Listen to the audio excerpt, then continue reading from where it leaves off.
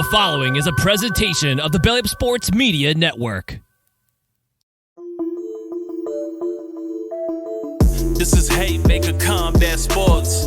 Hear it here, coming straight from the source. Only with the real, they ain't here to dress it up. Sweet science, MMA, you can get it all from us. Trust, 5 stars cause it's live. And through the fight game, we can guide ya. Slick talking, putting them in caution. Passing all the goals cause the audio is awesome. What you waiting for? Spread the word, tell a friend. This the podcast where all of the discussion ends. When they start going strike for strike, this the show that'll tell you what you seen in the fight. And they ain't playing on the mic, this a welcome to the show. Warm it up for the squad, Haymaker of the bros. I'm about wow, you can hear from the pros. It's Haymaker Combat Sports, time to roll. Welcome to Haymaker Combat Sports, powered by the Belly Up Sports Media Network. I'm your host, EJ Reed, joined by my fellow host, Aaron Admire, Steve Johnson. What's up, fellas? Welcome back. I think I'm still riding high from last night's activities. What's up, Steve? Yes, it was pretty good, especially this past weekend. So I'm feeling energized too. So about to get into it. Yeah, we're recording on a Monday. This will be out on a Tuesday. Usually put it out on a Wednesday because I got to travel. But yeah, like y'all said, it was whirlwind of event last night, and usually we should have shit. But let's get into it because we got a lot to talk about. UFC Freedom 250 went down at the White House on the South Lawn. Unprecedented event. I was actually in DC this past weekend. My cousin had a wedding, so me and my immediate family, we all stayed with my sister. My sister lived in DC. And for some reason, like I was thinking about it, but then I forgot about it. I was like, should I drive by and see how this event looks like in person? Like drive by it out, but then I, had to get into the wedding, and I forgot about it, and then the event happened. So as far as like the visuals and the actual event surrounding it, like the fanfare, the fan fest. Didn't they have a fan fest the day before? I know they had the weigh-in. Didn't they do the weigh-in in front of the monument, if I'm not mistaken? Yeah, they did all kinds of stuff. Memorial. They showed the event at the actual park where I think they said 80,000. Are those numbers verified? That seems like a whole lot of people in one area. But I seen the sky view of it. It was a lot of people. So yeah, that, and just how it was presented and the whole event. What were your whole thoughts about that, Admire? Yeah, I mean, it was awesome. I mean, to me, production value wise, it was the best event they've ever had. I mean, we talked about the spear being big, like this one upped it. Like everything about this event was big, from the backstories of everything. The rain delay happened, so they kind of had to kill some time. They showed a lot of different things going up, the build up to this.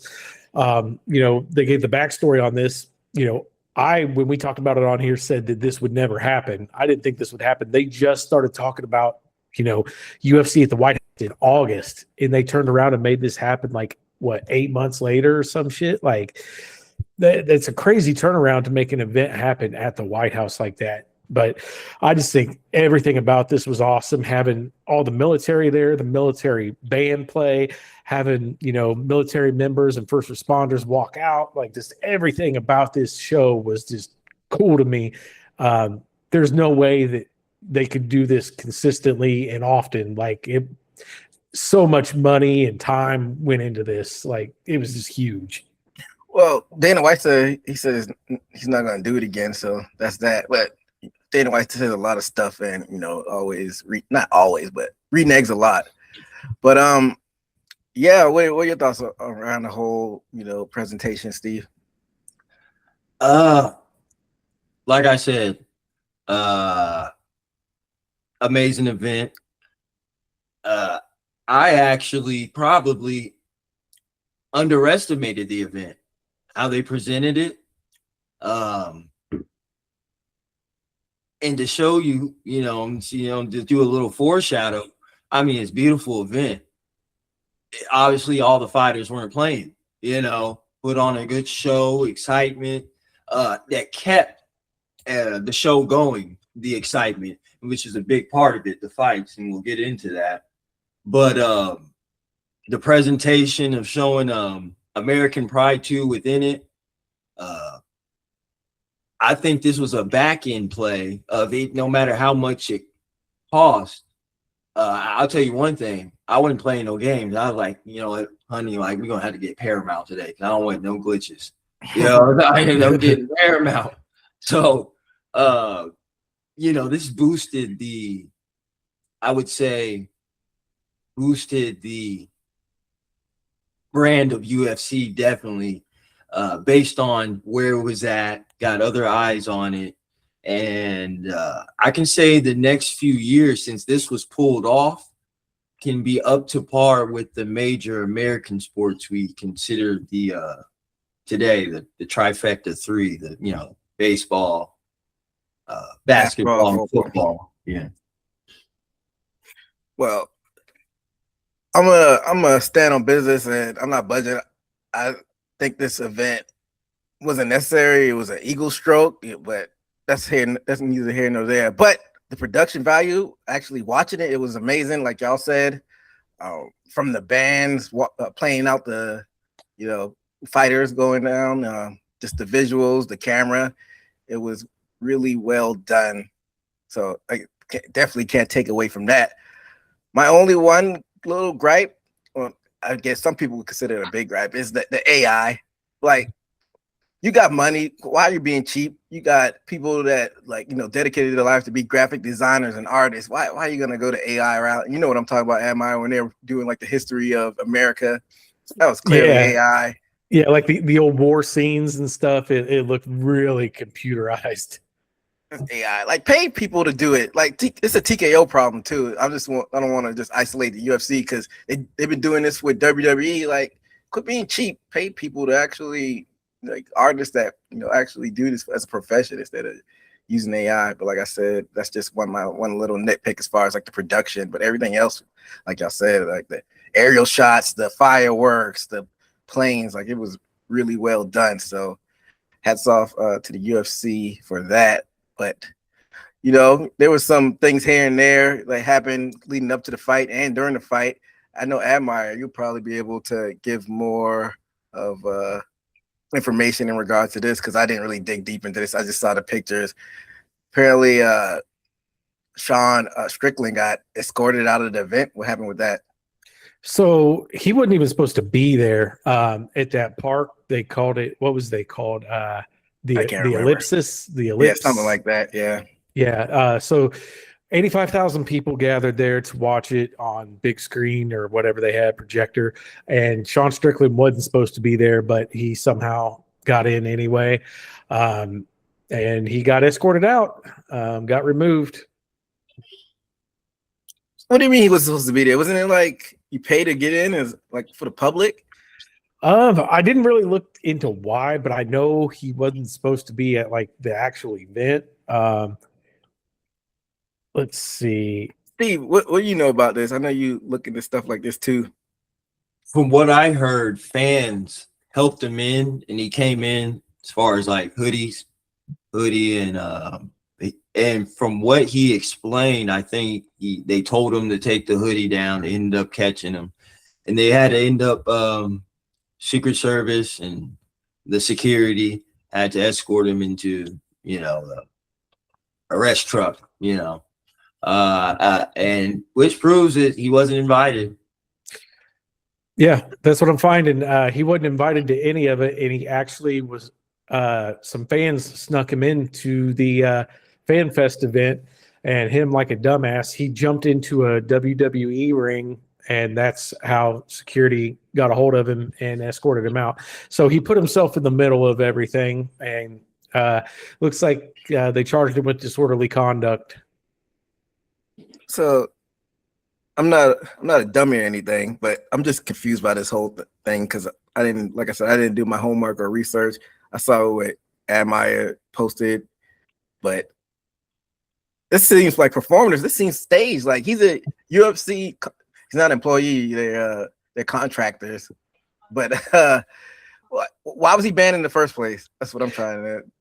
I think just because of the way he is, like his personality. I don't think Dana White wanted him there just because he's he's known for he's been in fights in the crowd.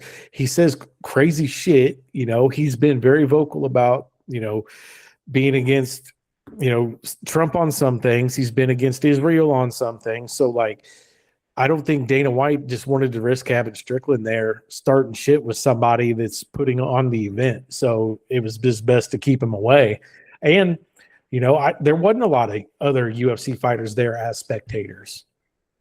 So like, Dana is this big proponent of free speech and you can do whatever you want. Was he trying to like dice it as it's for his own safety, we don't want him there, or was he just straight up saying he can't go there, he's banned? I haven't heard Dana really say anything or address it, but I'm guessing it was just the protection for everybody type deal. I don't know. This seems either staged or something fishy's going on. Now, if it was staged, they would have done something bigger than that, bigger than him sneaking into Fan Fest and just getting escorted out. And if I'm not mistaken, did he not have shoes on? Yeah, it was something wild going on with the visual of what I saw him getting escorted out. Yeah, he's barefoot on that picture that I sent you when he was getting escorted out. This isn't like Ray Jolin tennis too about this whole situation. It just seems bizarre. Yeah, I mean it's weird, but I mean it's Strickland. Is anything ever normal when it comes to him? No, but for them not to give a reason why he couldn't be amongst the fans, that seems like more good press for them, having the fighter amongst the fans. Either he said something that pissed them off and they just straight up banned him and don't want to admit it. Like I said, it's staged. That's the only two things I can think of. Like, I don't buy that they did it for his own safety or other safety. He's a UFC fighter, but he's not a criminal. He's not going to go out there hitting people. And if you're saying it's for his safety, then y'all saying he can't hold his own. He's a UFC fighter. So this just seems fishy to me. After a quick search, says Strickland was banned from going to the actual event due to space and security. Strickland claims that he was banned because of his political views. Dana White says that that's not true, and he stated that no one was blacklisted or banned from coming. The roster limit was just because of the venue space. I call bullshit on that too.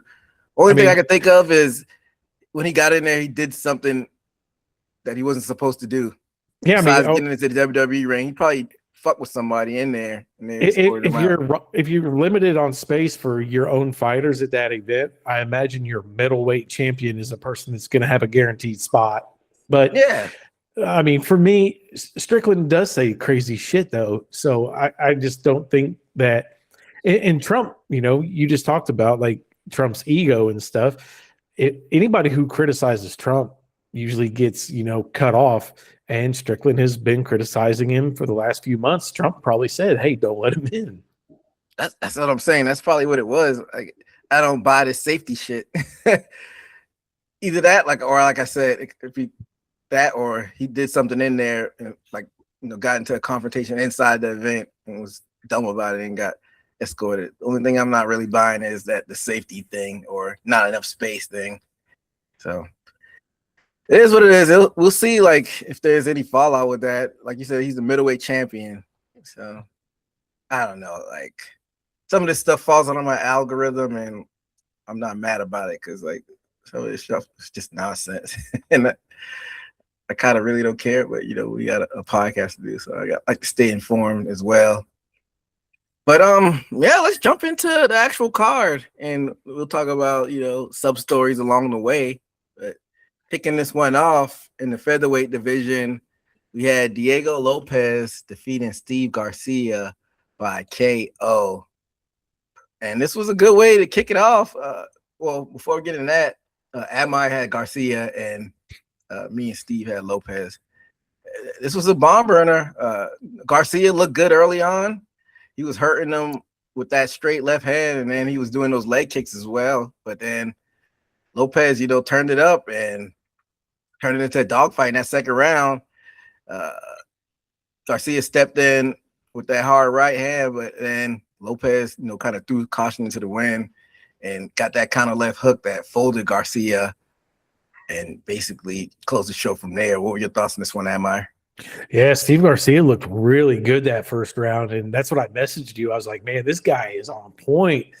And, he landed, double the amount of strikes that Diego Lopez did. And that's kind of what I've learned about Diego Lopez. He's, been a prospect forever, fought for belt a couple times.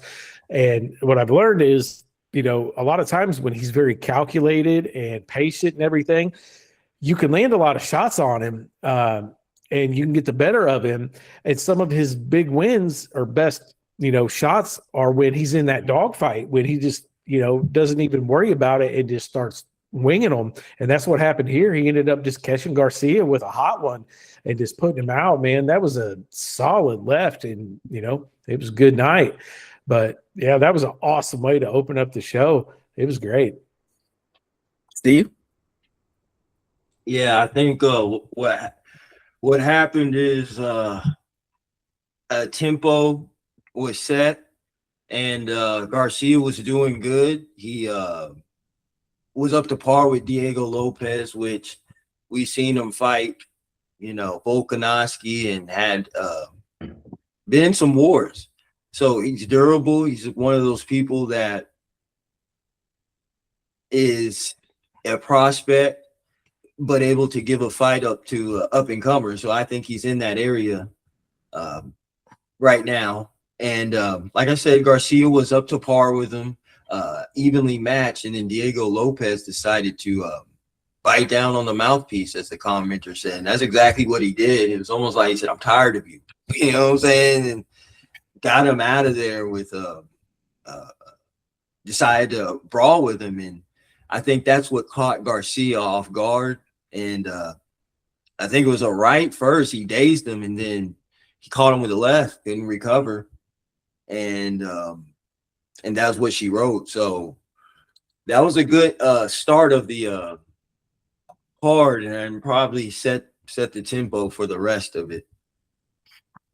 So what was Lopez's last fight? Was it the Volkanovski fight, or has he had a fight since then? It was the Volkanovski fight. Is he kind of stuck between a rock and a hard place? Am I like you got to fight the champion twice within a short time span? He just got a impressive win. I don't know if the rain's out. I'm sure a shit ton of people are watching, and this is the biggest stage he's been on. Where does he really go from here? Yeah, that's kind of the bad thing about that quick turnaround fighting the champion. I mean, he's already kind of worthy of a title shot, except for he's already had that title shot twice. So you kind of have to throw him into another contenders fight and kind of risk it. But that's kind of what it takes, unless Volk loses to somebody. Is Volk lined up to fight Ivalov?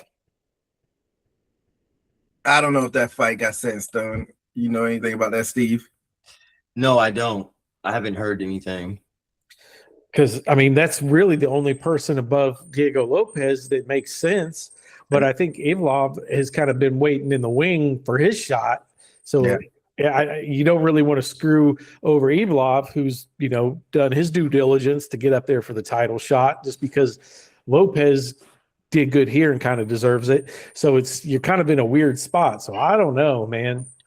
And then, Murphy was, scratching and clawing, and he was on the precipice of getting one, but then he had that bad loss. So it has to be Ivalov if it's not I'm gonna say, like, you can't do a third fight with Lopez with Volkanovski.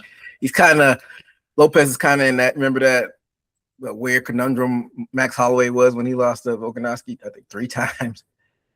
Yeah, I mean, the only other thing I could see is like Lerone Murphy just lost to Ivalov in a title contender. I mean, you could throw Diego Lopez against Lerone Murphy, but is that fair? Lerone Murphy coming off of a loss against Diego Lopez that just came off of a big win. That's not really fair either. So I think Diego Lopez just kind of has to wait in the wing and see if things shake out and let Volk and Ivalov fight. Hey, if they might screw Ivalov You know how UFC does, they pick it too. And if they do, what if they wear Volkanovski Funk Master? I mean, they could, but you know what you just said kind of makes sense. They could screw Evilov because he's 20-0, which, you know, undefeated. That's awesome. But the dude hasn't had a finish since 2018. So the UFC, you know, could be looking at it from that angle. That dude's not, you know, a finisher. Yeah, like it's like no rhyme or reason, especially in this TKO era of who gets title shots. But I don't know. Now that I think about it, you know, they don't like Aljamain Sterling either. So They don't like him. So I think UFC are like they're probably like shitting bricks right now as far as the featherweights go. I wouldn't be surprised if they do, but they can't throw Lopez back in there after losing twice, because Volkanovski wouldn't accept that fight. I don't think. I know Volkanovski. I don't know if he's like a super company man, but he doesn't complain a lot. But if they presented him a third fight, he'd be like, why? I mean, he might take it this for an easy win. He's already, you know, beat him twice. He might just take it as another. Yeah, but he's getting up there in age, and you know, you keep fighting these young lions, they might find a fold and find a way to break through. If it was like Volkanovski circa 2019, I said, yeah, you'd be like, I already beat him twice, but he's my age. I think he's a little bit younger, a little bit older. One of the two. I think he's a little bit older. He's 38. Yeah, so I don't think he's gonna want to fight Lopez, especially after watching that. Like, he's got to I don't say pick and choose, but he probably wants to do the fights that make sense to him, if that makes sense. So yeah, and I mean, the only other idea I had was, you know, if Lopez wants to try out for a BMF title. Man, fuck that. Fuck the BMF. I'm tired of that. I want them to retire that belt. I get why they do it, you know, for the theatrics, but it's literally a toy belt, basically. What are your thoughts on this whole featherweight division right now and who Volkanovski may face, Steve? Like you said, he's a rock in a hard place. Things would have to play out. You know, and you had a few prospects, but they had a mishap. I think John Silva, he was one of those people that were on the rise to be one of those next stars, and I still think he is. But it's going to have to they're going to have to produce fights that are people that are coming up to sort of ease up that congested spot in featherweight, I think. Yeah, I don't know. I mean, they hadn't updated the rankings. I was looking at the UFC's website, going through the top 10 though. Like, I don't know. I have to look up Volkanovski's who he's faced, because sometimes, you know, we forget a lot of the times he might already face somebody. But I feel like there are some newer people that fresher matchups. We already know he faced Yair Rodriguez. Like you said, John Silva had that slip up, Steve. He's 6. Like I said, they hadn't updated this after yesterday. Arnold Allen, like, who's interested in that? Like, no disrespect to Arnold Allen, but is he a needle mover like that, Admire? I mean, he's had some pretty decent fights lately, hasn't he? Yeah, he's main evented some fight nights. I can't think of which ones off the top of my head. But I think the last one he lost to John Silva. He just had one against Costa a month ago. Oh yeah, that's right. That's right. But before that, he did lose to John Silva at 324. Beat Jacasey, lost to Evelev, lost to Holloway. Yeah, I don't know. I mean, you could, that's a stretch, but you could go to Allen route just to do it over there in England, because that's where he's from. You know, is Volkanovski New Zealand or Australia? I always mix it up. He's Australian, isn't he? He is Australia. So yeah, you could play up the Australia versus England angle and maybe try to do that, even though that's a stretch. I don't know. feel like it's a lot of recycled people in that division, or they've lost. Like Murphy would have been perfect because he was on the rise, like you said, Steve, but then he lost. So I don't know. I guess it's maybe a good or bad thing that they have to actually sit down and think about who should get this title shot next. But hats off to Lopez. He got in there and did what he needed to do. And Garcia was ranked number 9. So I'm sure the spots won't change after, they finally update the rankings. But let's move right along, fellas. Middleweight division, we have Bo Nickal defeating Kyle Dawkins by TKO first round. All three of us have Bo Nickal in this one. Yeah, Bo Nickal went in there.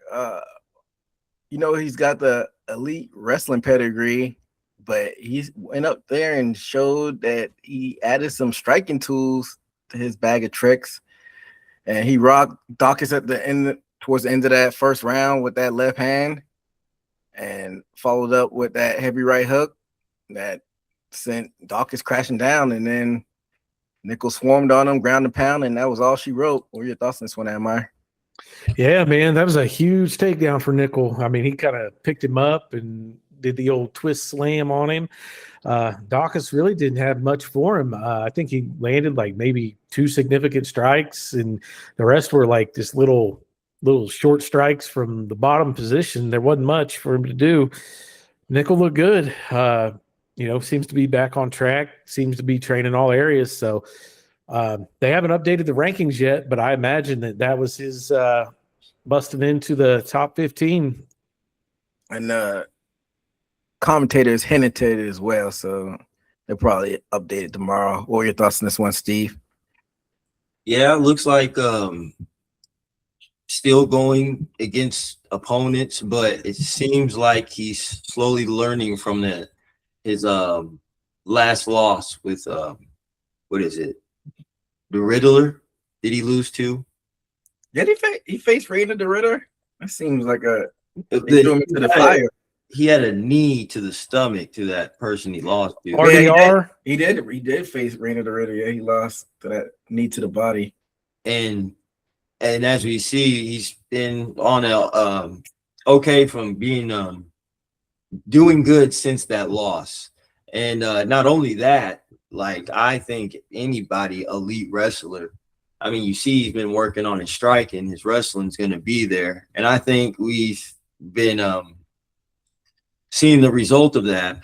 From what I'm saying, like Dawkins was getting on the rise himself. I'm like, Pierre been losing, but Pierre was one of those people that is sturdy and backflipping, and of course that's his physique and is strong, and he took him out, and so he was getting a ring to his name. So I think that's another jump in competition he accomplished back on track from his last loss, because Dawkins is somewhat of a has some skill in the UFC, regardless of what rank he is. I mean, that's why I think there were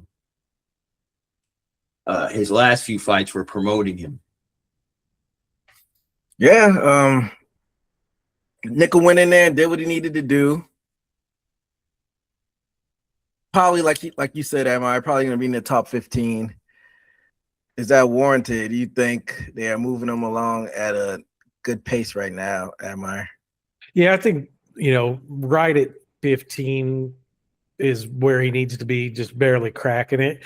And, that was a step up in competition. It shows he's, ready for just another little step. So it'll be interesting what his next opponent's going to be. So 2 wins in a row now, both finishes, 1 KO when he beat Vieira with that head kick. We talked about that on here. That was at 322 back in November. And he TKO'd Dawkins. I think we talked about this last show about wrestlers and stuff going away from their bread and butter. Do you think Nickal needs to kind of be cautious, don't fall too in love with, the stand-up game? We've seen this time and time again of fighters kind of going away from their bread and butter. We saw it with Johnny Hendricks. He fell in love with that right hand, even though he was All-American at Oklahoma State.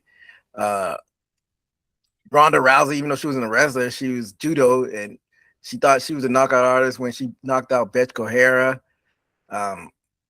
There's just plenty of wrestlers. Yoel Romero, he never wrestled towards the end of his career. So you think Bo Nickal needs to be kind of cautious with that and kind of like mix it up? Like you said, he did have that nice takedown, but like, yeah, I mean, he does need to be cautious with that, but I think just because it's the middleweight division, he won't have a problem with it, just because there's so many wrestle heavy guys all through that top 15 that he's going to have to wrestle almost every fight. He's going to have to wrestle. So he's never going to abandon it. You think he won't abandon it? I don't think so. He's going to have to use it every fight that I'm looking through here. Like, he's going to have to use his wrestling some way or another. What do you think, Steve? I don't think he's one of those type of fighters. I think he's going to use his wrestling. Although I wouldn't say he's scared when he's striking, but you always see him when he's not uncomfortable resort back to his wrestling in his fights. To me, he'll go for a leg if it's double leg blast, if getting against the cage. I mean, I think he's confident enough in his striking, but if he's in compromised positions, like being backed up to do a level change, from his past fights, I don't see him abandoning it. So I don't think with Bo Nickal, I don't think we'll have a Tyron Woodley situation. It's another one where he was knocking people out, kind of went away from his wrestling at Mizzou. It's another guy we'll talk about next too, who kind of abandoned the wrestling game, which is a good segue. But yeah, I'm curious to see if Bo Nickal could keep climbing up the ranks, because he's not a spring chicken like I mentioned before. He's 30 now, so it's go time. Like, we saw with Sage Northcutt, but Sage Northcutt was super young and they kind of rushed him into it. This is kind of the opposite, like a guy coming in from another world. Sage Northcutt was the Karate Kid and whatnot, and he got rushed in there and started losing.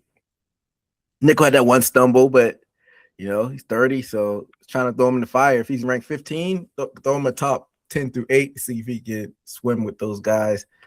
And we've seen successes with that, like Brock Lesnar, with heavyweight champion, got thrown into the fire, so it could happen.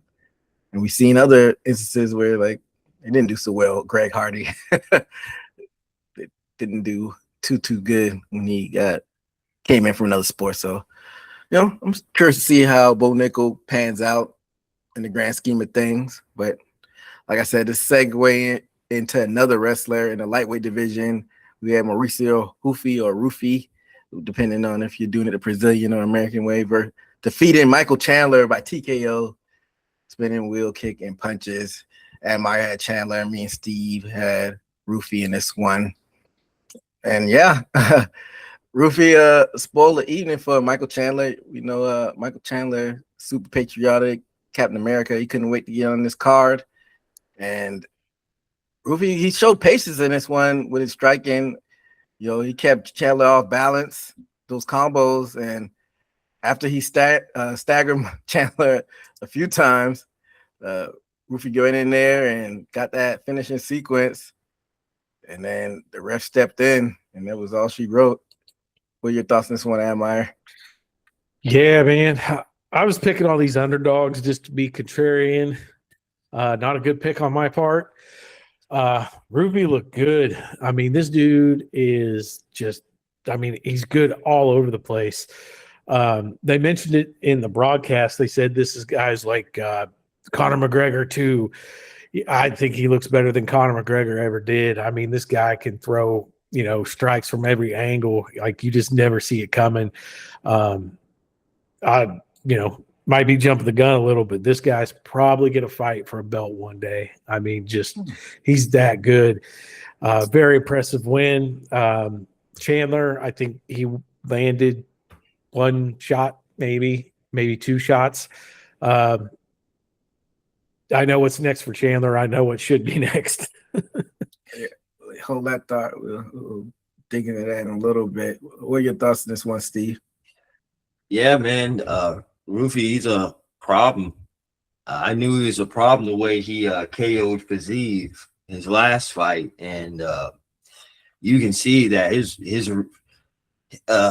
not too many fighters have good reflex, like pulling like Counter does with his left and just twitching and his bow, get you out of there. Like this dude you can tell his striking is very focused.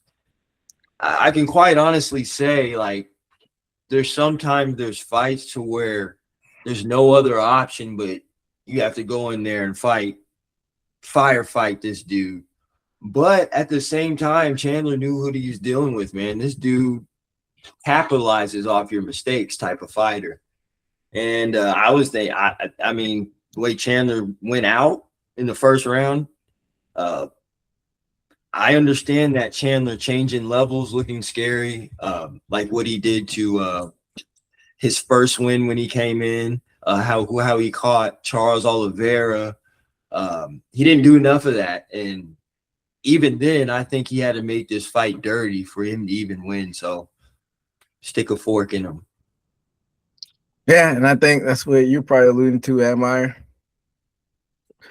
Yeah, I think Chandler needs to retire, man. Like, I think I messaged you during this fight. Like, there was a couple jabs that Rufy threw that, to me, probably wouldn't have wobbled a lot of fighters. And Chandler just seemed like he got wobbled by any strike that landed on him. I think his chin and his head's just gone, man. Like, he just there's no other option I see for Chandler. I mean, it's not even throw him a couple easy fights and see if he can get it back. Like, Chandler should be just done. Like, he's taken a lot of punishment over the years. He's accomplished a lot in his career. He's over 40 now. Like, Chandler just should hang it up. And I can't believe I even went against Rufy. That was the first time I've not picked a fighting nerd, man. Like, it just slipped my mind. Yeah, I forgot. I almost forgot that he was with that camp. But they hadn't updated the rankings. I mean, usually when a lower rated fighter loses to a higher rated fighter, they usually don't change the rankings. But I can't imagine them not kicking Michael Chandler out of the top 15. He was 13 and Rufy was number 9, tied at 9 with Moicano. I can't imagine them keeping Chandler in the rankings after that performance. That wasn't good. But go ahead, Amar. I was just going to say, so after you've seen Chandler's kind of like 2 performances since he was supposed to fight McGregor, do you think that McGregor would have beat him now, or do you think he would have beat McGregor? Because originally I thought he would have beat the shit out of McGregor, but now after watching these 2 fights, I think McGregor would have just beat him. Yeah, that's a good question. Like hindsight is always 20/20, but at the time, I don't know who I would have picked at the time. Maybe McGregor or maybe Chandler. I don't know. Because when was that season? That season that they did together where they were supposed to fight was 2022, 2023, somewhere around that. The Ultimate Fighter, coaches usually fight right after. So I don't know who I would have picked, but back then I definitely would have picked Chandler. But now, just seeing the way that he's kind of declined, I have to imagine that he would have been fighting the same way. So I just think McGregor probably would have got him. Just Chandler's abandoned his wrestling. He's just kind of abandoned everything and just. He's another one of those. He's just fell in love with the knockout, and that's what he goes for. I don't know. What do you think, Steve? Yeah, I think if he fought McGregor, almost reminds me they got the same build as Mendez, and McGregor, he capitalizes actually off of shorter fighters. I can believe he probably gets starched, and then you can't do MMA math, but Conor McGregor fought Dustin Poirier. Of course, he lost, but I think Dustin Poirier beat up Chandler pretty bad, if I'm not mistaken, that fight. Yeah. So what would Conor would do? You know what I'm saying? It's up in the air, but I'm leaning towards more Conor because all he got to do is do those looping hooks that Chandler does, and shit, McGregor will spark you with a left. Yeah. I think McGregor would have got Chandler up out of there, but to look at the bigger picture, we got to discuss this because I was a fan of Bellator in its prime. It kind of fell, well, it kind of fell off. They folded and got sold to PFL. But we have a lot of examples now of these guys coming from Bellator and just not having success. So is UFC talent just that much better than Bellator? Now that I think about it, maybe Eddie Alvarez was the most successful one, but all these other guys are coming over here and getting waxed and starched, like with the Patricio Pitbulls and Patchy Mixes, and Chandler's only got 2 wins since he got in the UFC. So is the talent gap just that much with UFC and Bellator, Admire? I still don't know if we could say that without a doubt, because Why not? Chandler's first UFC fight was in 2021, so it was 5 years ago. I mean, he was still 35 years old. He was still probably kind of past his prime at that point. I mean, he was still, decent, but he's still, I don't know. He still has some losses to his name. He's still taking some punishment. So, and that's the case for a lot of fighters that come to the UFC after a lot of other places. They're past their prime, so it's not a good comparison. Like, I don't know. Some of them, no, because I won't say no, but MVP, of course, he's past his prime. But like a lot of these people, like came with a lot of fanfare, like Funky Ben Askren. He wasn't like out of his prime, and Will Brooks and all of these guys come over here with a lot of fanfare, and then they just don't do well. Like I said, Eddie Alvarez is almost the exception. Patricio Pitbull was 36. He was older, but Patchy Mix, I don't know if Patchy Mix was that old, if I'm not mistaken. Like, I think he's born like 93, 94, something like that, 92. Yeah. So he came over when he was 31, so he's kind of already over the hump. These guys are coming over here and just getting waxed. Like, and like I said, I like Bellator in his prime. Like, it was like a good alternative. Like, they gave you a different presentation. They gave you tournaments, but you got DC. DC came over from Strikeforce. That's Strikeforce. I'm talking about Bellator. Strikeforce was. That's why UFC bought Strikeforce, because they knew the talent was up to par. I'm talking about Bellator. Yeah, I'm trying to think. Like I said, Alvarez is like the only example you can really think of. Like, and the book is still out on Aaron Pico. He's a Bellator guy, and like I said, I watched him when he debuted, because he came in with such hype when he was like 19 or 20. So the book is still out on Aaron Pico. I think he can still have a good career, but like usually it's the other way around. Like, usually when they're in the UFC, they go to Bellator and they're out of their prime. But a lot of these Bellator guys come over when they still got hype in their prime, and they just come over here and get waxed. And MVP, he's kind of in the, he doesn't fight real high level guys, but he doesn't look terrible, even though I don't like his output as far as in cage. But I don't know. What do you think about this whole topic, Steve? Yeah, I think time and test. I think UFC basically, and I think there was even talks back in the day how documentaries, how UFC monopolied and bought up all the talent, so to speak. But I think time and test that we have champions here and more people coming over from other organizations, harder successfully to get a UFC championship belt, then because you'll see a lot of fighters that couldn't achieve that and then went to Bellator to win a championship. And it's like by percentage, it's not the other way around. So I think in that ways, I think it puts a little bit of proof to, I think UFC is the elite class as far as the organization of fighters. You just don't see outer people from different organizations winning champion, but you'll see people that couldn't achieve championships leave to Bellator and get a championship fight, at least, if not being a champion. I think a fighter that I remember wore pink shorts. Phil Davis. Phil Davis. Yeah. Will Brooks, he tried UFC, didn't he? And Yeah, went back to Bellator. A few fighters that had to leave to get success more than Bellator people or other organizations achieving a championship belt. I mean, I always knew that UFC had the elite talent, but I just didn't know that the gap was probably further than it really is. And I'll let you close it out, Admire. Yeah, I mean, pretty much you're right. I mean, the more I think about it, just because if you look at it this way, I hate to call it like this, but UFC rejects, like people who kind of got removed from the UFC for not being good enough, Phil Davis, Gegard Mousasi, and people like that, they got removed from the UFC and they went to Bellator and won belts. Yoel Chael Sonnen. Yeah, I mean, a lot of people ended up leaving the UFC or, getting forced out of the UFC, and they went over there and won belts.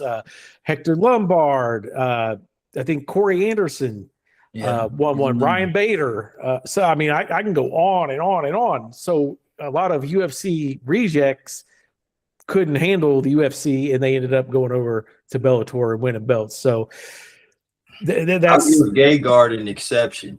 Oh, Gegard, yeah, he was good when he left. Yeah, I mean, yeah, he excellent fighter. I think there was that last Chris Weidman fight, and I don't think he was favored by Dana. So I think that I can say that's one person that was elite UFC, could have won championship and easily done it in Bellator. Sergio Pettis. Yeah, that was a weird one because he went out like on some UFC wins. He left and went to Bellator. I just think UFC didn't want to pay him. He was a lighter fighter. I think he's an exception to the rule as well. Rory McDonald. Yeah, he was shot when he left because he was in all those wars. So yeah, I don't know. I mean, I hope Scott Coker really makes a play to get some fighters. Like I said, nobody's gonna ever beat UFC as far as talent, but maybe he can have a closer gap than it was with Bellator, with this new organization that he's about to launch next year. Because it's like they haven't had any success, a lot of success. They had some success, not a lot of success. So well, and I think that's kind of like on this topic, I think that's why they kind of had to let Francis Ngannou go, because PFL is who I'm talking about, because you have that one elite fighter and everybody else that's so far down here. You can't have him just fighting cans every time. People aren't going to pay to see that. That's not interesting. That's not, sport. So I think that's probably part of the reason they kind of had to let him go, is when you can't have an elite fighter with a bunch of low level guys. It's true. Yeah. They ran out of competition. And I think even though they're trying to market combat sports as like a league, like as far as UFC goes, a league like NFL, NBA, MLB, which are monopolized, of course. I don't think that's good for combat sports. I like when it's competition, because even though scripted stuff, WWE, like when AEW came around, they made them step their game up. So I think other organizations in combat sports make each other step their game up and not be complacent. We've seen UFC be complacent under this TKO era, putting on bullshit fights, and I'm glad that MVP has come along and kind of put on an event and put them on their on notice and whatnot. Yeah, I mean, and that's what I was going to say about this card. This card is exactly what numbered cards should be. There should be no filler, no junk ass prelims, just 6-7 fights that are just absolute bangers, high level names. Do your fight night cards of lower names, prelims, all that shit, but numbered cards should just be stacked like this. Well, that's how it was in the Spike era before they went to Fox. And then when they signed with Fox, they had to start putting on a whole lot more fight nights. It's the fight nights, the volume of fight nights, which waters these cards down. In the Spike era, they had like one fight night a month, maybe, and then there's like 24 cards a year or something like that. But now it's got stretches where it's like 3 fight night cards a month. Like, that's ridiculous. Like, being the UFC should be a privilege. Like, they sign these fighters just to fill out cards that we don't know about. and then they come and go. Like you said, they should just. But it's all about the money. They're getting paid too much TV money, billions of dollars, which is watering down the UFC, which is unfortunate. Yeah. And I mean, I don't know how the ticket sales would be if they made every numbered event only like 6 or 7 fights, but if it was all high level names, I personally would buy tickets, if it was no prelims, no low names, just all big fights, and they could step up the production value, do better production, less fights, better fights. Well, I'm not mad at like the number of fights on the whole card, including the prelims, but I'm just mad at just the number of cards, like the number of fight nights. Because if you cut all of those fight nights and maybe have one fight night a month, you're still getting UFC every other weekend. It's 4 weeks in a month. You have a number card and then a fight night. And then in the prelims, maybe like all of these watered down fight nights that you have that they may have been like the top 3 fights on that card, there'll be a prelim fight now. Now you want to actually tune into the prelim fights. You get what I'm saying as far as that goes, Amar? Yeah. I think we talked about it before. I think there needs to be a junior league just for some of that shit. That way we don't have so many cards. Just a minor league of UFC. So you can just go watch that multiple times a month. They should. They got it. The Blueprint, TKO. They got like this company called NXT that's under WWE, and they got like a TV deal, and it shows like the people, the developmental people. They should have something like that similar with the UFC. Like it's just like you said. Like they had a fight night last week. I looked at the main event maybe, and like I didn't give a fuck about the rest of the fights on that card. It's just throwaway. And like you said, they should just stack these cards up and chop the number of events, but they're not going backwards at this point. I'll let you close this topic out, Steve, and we'll move on to the next fight. Yeah. And then now that you guys say that, I can say all last night felt like cards I used to watch when I was younger. How I was feeling hype back to back. Like you said, man, I remember those people you knew on the card.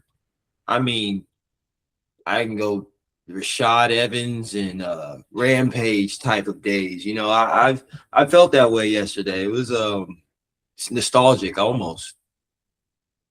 Yeah, but too much money to be made on that massive deal they got with Paramount. So basically, they're a slave to that television company. So, hopefully we get events like these every now and then.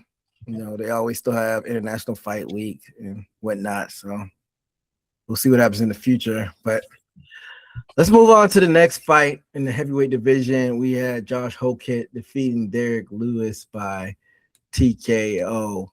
And Josh Hokit went in undefeated, and he overwhelmed Derek Lewis. And Derek Lewis, we'll get into what's next for him once I get y'all's opinion, once I go over this fight. But he just looked like he was just slow, just stuck in the mud. And Hokit just basically just dominated him the whole way, mixing up those knee strikes, fading. He just was just a step ahead of him, just faster. In that second round, Lewis's gas tank was just completely depleted. And Hokit just continued, got the flurry, got the TKO stoppage in the final minute. And we'll get into all the post-fight hoopla, but just talking about the actual fight, what were your thoughts on this one, Admire?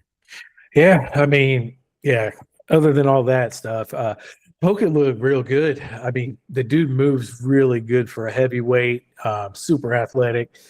He strings those combos together so well.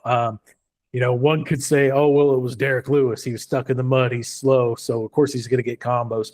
No, I mean, he was putting those combos together against Curtis Blades in his last fight. So, I mean, Hokit has hands. So, he's got the speed, athleticism. He's got a little bit of everything. All around, he's just a good fighter. Derek Lewis, unfortunately, looked like he just came off the couch. I don't know if he's lost his motivation.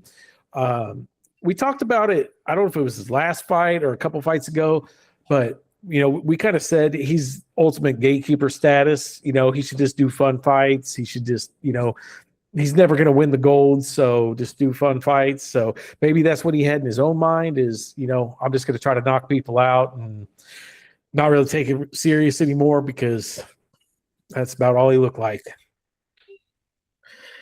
What are your thoughts on this one, Steve? Yeah, Hokit got the job done. The way Hokit fights, I like him. You can tell like he's a real fighter. How they fight, John Jones, he's in there to hurt you. And then I can just tell how Hokit strikes. I can just remember he was wrestling Derek Lewis. And like, when you're trying to control him and get position, I mean, like, he's sitting there doing knee drops on Derek Lewis' position. And after he did the knee drop, slipped in the elbow, if I remember. I'm like, damn, that was slick, And so he has a fighter mindset. And can fight in a dog fights if need to. Derek Lewis,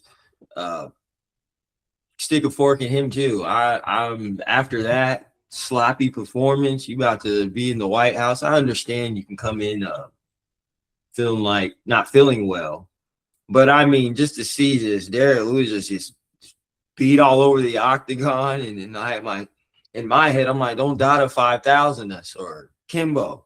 That fight, I'm like, damn, he's swirling around. I'm like, I understand he was getting hit, but I'm like, damn, this looks more of fatigue than, being fatigued can make you susceptible to be dazed or knocked out even more. So I think him being fatigued was more a factor of why he lost but giving Hokit credit, Hokit won because of his skill, definitely. Which, like I said, Derek Lewis, as far as I know where they are in the rankings. Okay, 5 and 9. Yeah, that looks like a performance from somebody's ranked number 9. I mean, and as far as the heavyweight division goes, because heavyweight division, it's not the best division, it's probably one of the worst divisions. So yeah, number 9 in the heavyweight division, that looks about right.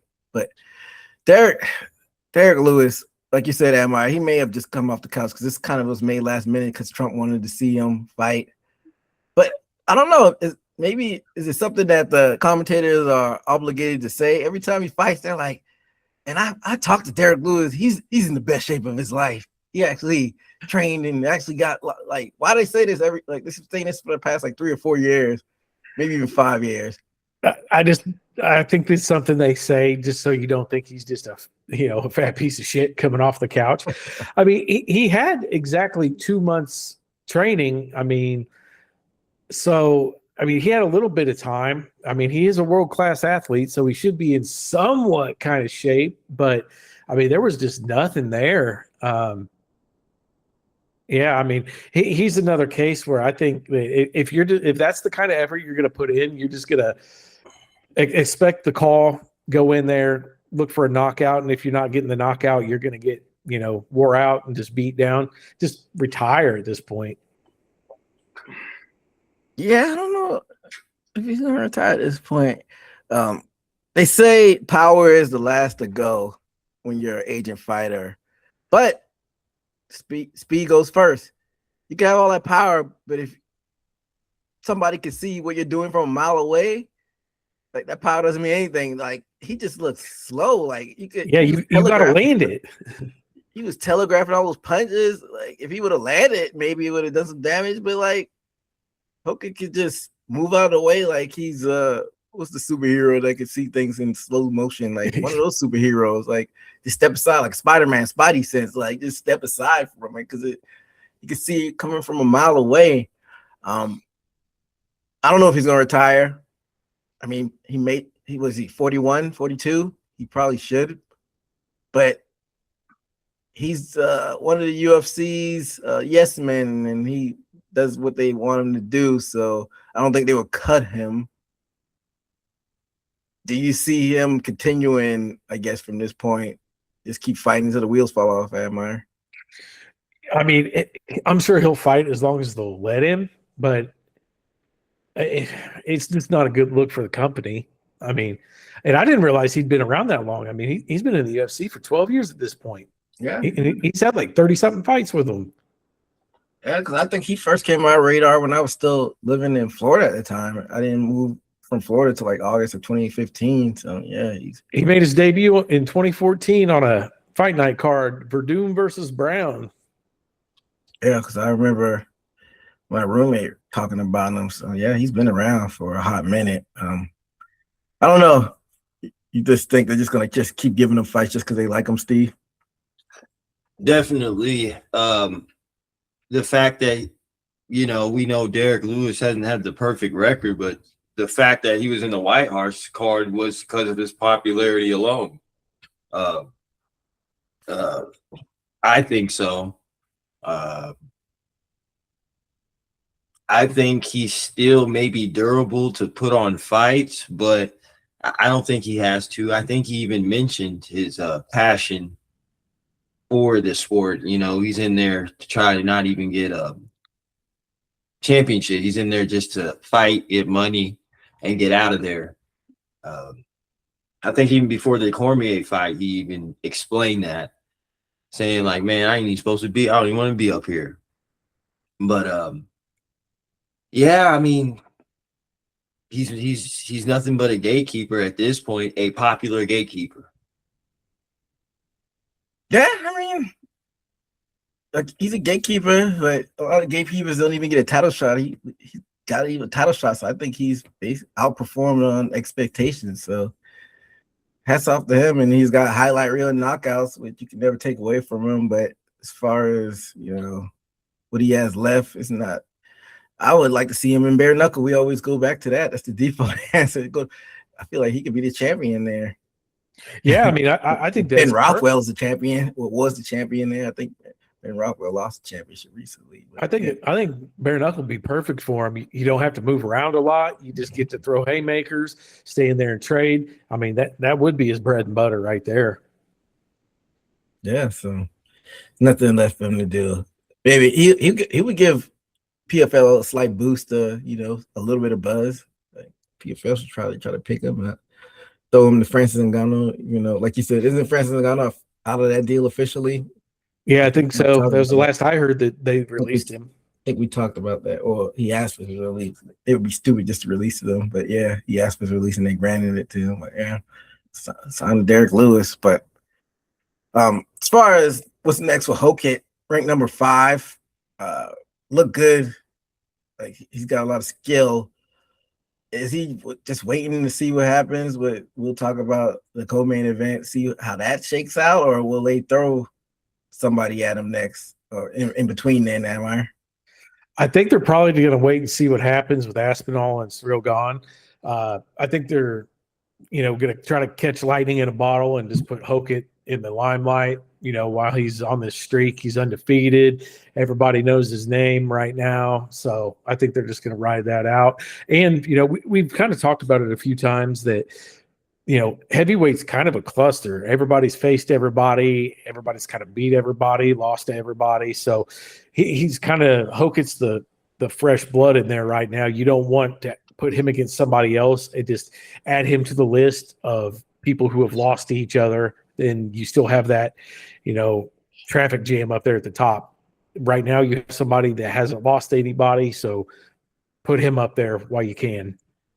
I don't know what you think, Steve.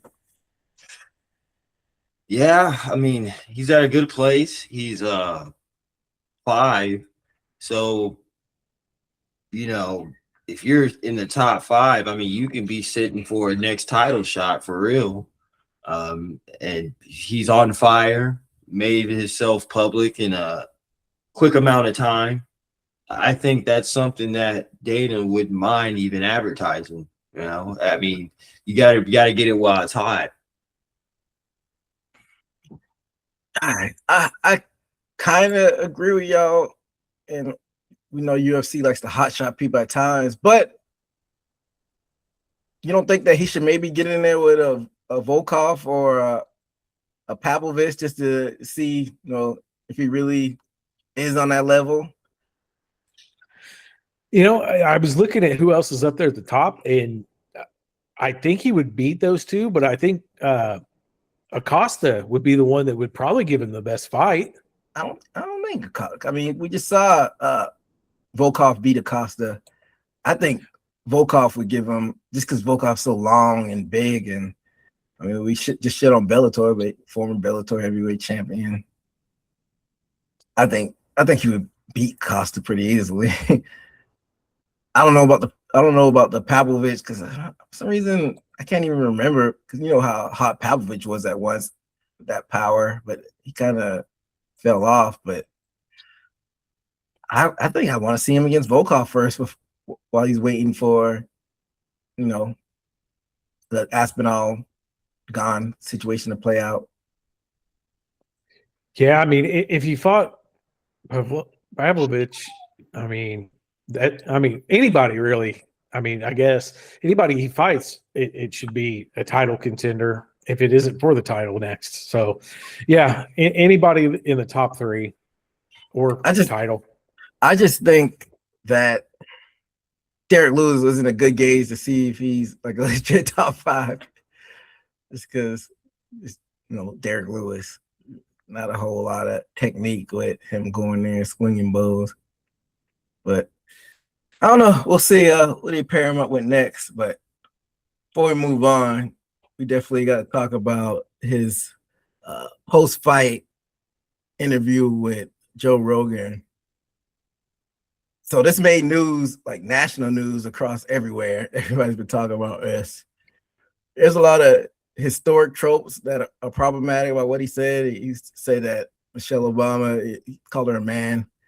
I'm not going to dig too deep into the historic tropes that was problematic about what he said. But just on a surface level, it's just corny.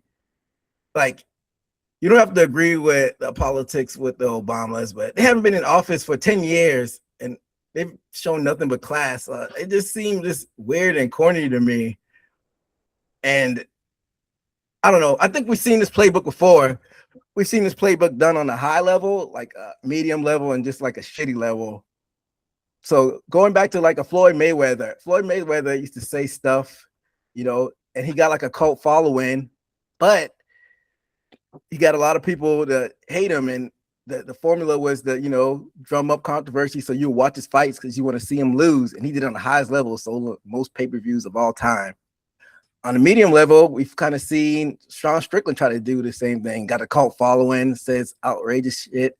He's the middleweight champion. It kind of works. Like, I don't know his numbers per se, and I don't know, but he's out there and like he's got a following.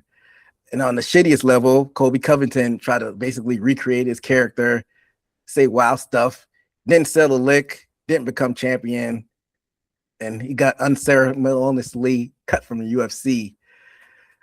I know what Josh Hokit is doing by doing this. Like, I don't even know if he really believes the stuff that he's saying. I think he's not even 30 yet, so he's kind of a kid in my eyes. He just does stuff and thinks about it later, but I just think it's just corny, like unnecessary and corny. Like, I don't know. I'll get your thoughts on this one, am I? Yeah. I think, with his comment about Michelle Obama, he was doing it for shock value and to like make Trump laugh, I guess, because Trump, he's always had a problem with the Obamas. So I get what he was doing. It was corny as shit. It was stupid. Like, I think Hoke is stupid, and I'll tell you why. This dude is working his way up the ranks pretty quickly. The UFC obviously believes in him and is putting a lot behind him. He has the chance to be the heavyweight champion and from the USA. There isn't really anybody in that top 5, almost the top 10, in the heavyweight division from the US. If he would cut the shit and just act normal, he could probably get a lot of sponsorship money.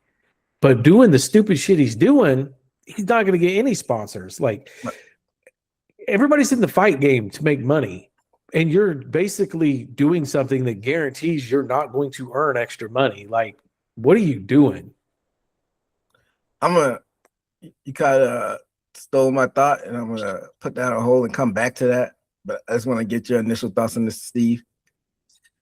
Yeah, like I could say people can be charismatic and they can be charismatically messy, and he's the messy type who doesn't know how to apply his character or humor within context, or when to do it if it's awkward, or he can see himself if he were to do it at a certain place where it'd be awkward. And for whatever joke it was funny. I mean, like, to put somebody in a situation where they have to see it, to where they're putting at a display, as a man, to say something knowing that you're on the public stage around you.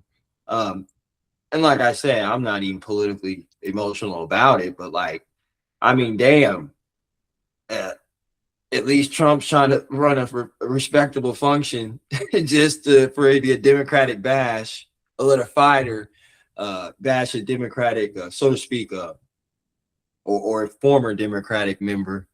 And, during the fights, actually, all the controversy behind it actually got erased when I was watching it. Oh, they went back and took it out? What? No. They did on YouTube. They did? If you go back to watch the post-fight interview on YouTube, they did cut that part out. On Paramount, it's still on there, but YouTube cut it out. Okay, so I want to dig deeper in that. So, what you said, wasn't taken well. If Dana White and Dave Portnoy, their figures in like the red pill manosphere, they went back and even condemned it. Dana White was like, "That's stupid what he said." And you know how big on free speech Dana White is, and Dave Portnoy is in that realm too. He's like, "What the fuck are you doing?" But the biggest people that should have probably just disassociated themselves with it, the White House, they hadn't said anything about it, and they had a representative talk about it. He basically literally just dodged the answering the what was it? Somebody from CNN asked him about it, but that's neither here or there. Of course, they're not gonna go in and condemn that, because we know how they get down. But back to what Admire said, I get it. Like, he's trying to appeal to a side of the internet, but if he would, like you said, if he would just cut the shit, he's a skillful guy, and he probably will be heavyweight champion.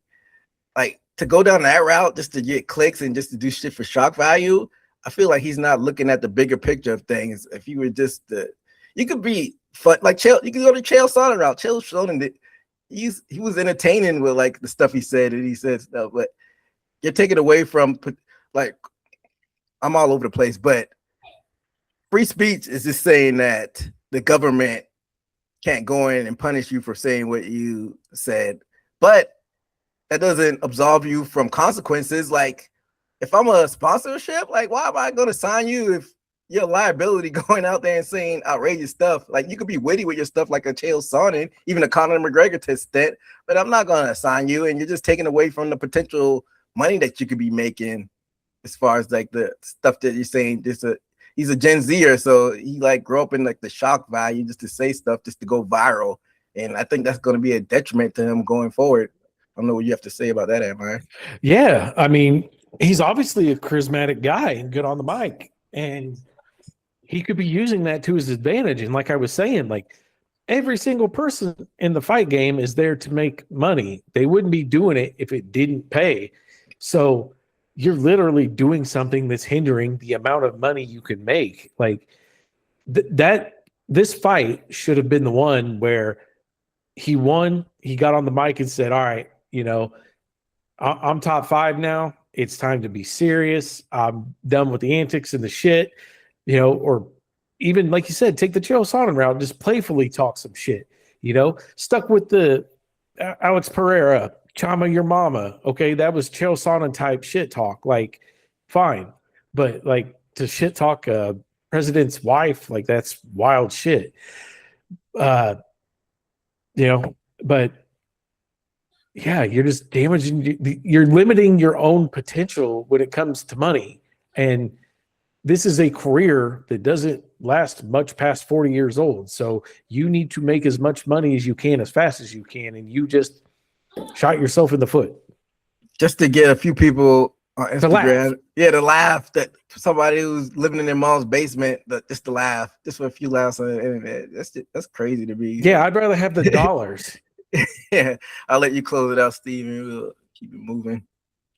Yeah, that part was very embarrassing for him when he said that. I think if you can even rewind it, you can hear the whole damn crowd didn't even want to, coattail off that. People got a little like, Yeah, I think you hear a few abuse scattered. You heard a few abuse scattered and like just silence. Like he didn't really get a big reaction out of it. Yeah, I felt it through the TV. Yeah, man, and I don't know, just for maybe references of where he's getting that from.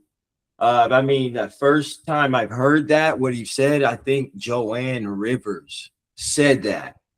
And I don't know if she's been dead for a while. This must have been a while ago. Oh, Joan Rivers? Yeah. Yeah. It used to be a thing that people made up way back in the day, tried saying that Michelle Obama was a man. Her real name is Michael Obama. Yeah. There's a whole rabbit hole lore, so to speak, conspiracy about that. And he's probably coattailing off of that. But then, like, people who don't know, I mean, like, he left the gray area. I mean, when you're an asshole, you leave a gray area to see like what else you are open to. So I mean, like, for people that are maybe ignorant of that, and even that might be, racially motivated. Somebody's racially sensitive, like, well, you saying, certain women look like men, I mean, and I'm not even saying he meant that, but damn, you leave a window open, I mean, quite frankly, I've heard people say, oh, Michelle Obama looks beautiful. I've heard people say Michelle Obama looks like a man. But at that platform where he said it was just, it leave the window open to leave people their own opinions in this social media world where people narrate a lot of stuff themselves. So, I mean, he just didn't put a good brand on himself, like y'all said, for future references. Now people can just say something, whatever he is. Oh, I didn't like that. He can be a racist, and he opened those doors. I'm not even saying he is. I'm just saying he opened those Pandora's box. And I just feel like he just put unnecessary heat on himself, and I don't know if he's equipped to take that heat, but he better be ready. I mean, I don't know how he is when the gimmick is not going on. So we'll see how that plays out moving forward, but we got to keep this show moving because we still got 3 fights to talk about. So let's get into that. In the bantamweight division, we had Sugar Sean O'Malley defeating Amin Zahabi by TKO. All three of us had Zahabi. We didn't believe in the Sugar Show. I know Admire's had a love-hate relationship with O'Malley throughout the years of this show, but that Sugar Show, came on the South Lawn, and he put an end to that winning streak of Zahabi. And O'Malley was utilizing those calf kicks early, but then he started, he's a striker, and he went in there with his bread and butter. And in that second round, he dropped him with that straight left and followed up with that right hook and did the salute, walked off. That was all she wrote. What was your thought on this one, Admire? Yeah, the knockout was awesome. Doing the walk-off salute, that was pretty cool. Yeah, love-hate with Sean O'Malley continues. Every time that I bet against him, it happens. So next time I'll bet on him and something bad will happen. Zahabi, he has a weird fighting style for who his brother is and for working with GSP. I want to be politically correct. I don't want to say the N word, but he fights like a little person wrestler. I thought you meant I thought you said N. You said M word. I'm like, what? No. The little person word. A dwarf, midget wrestling. person. Midget wrestling. Yeah. That's what he looks like in there. Like he has such a tight, compact style, and he was like moving in and out. Like, I don't know. That's what he looked like to me. Like his legs seemed real short and just compact. Like he's got an odd style. And he just left himself open so many times. Like I was real surprised that it took O'Malley this long to just land that clean shot on him. I thought Zahabi would go for more like takedowns, and just because of the gym that he's from and his brother, teaching that. But I mean, for some reason, he was confident in his hands. I don't know.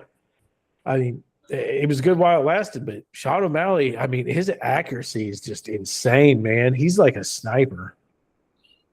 And to correct myself earlier, I meant that Zahabi was throwing those low kicks, but Sean O'Malley was able to walk right through them, and they weren't effective at all. I don't know what Zahabi's game plan. Like you said, he works with GSP, but I don't know. He said he kind of looked smaller in there, and O'Malley just picked him apart. What are your thoughts on this one, Steve? Yeah, now that y'all mentioned it, and he's been on a tear as far as like a win, but how he was fighting is exactly reminds me how he lost. They lost to Ramos, and he was closing in.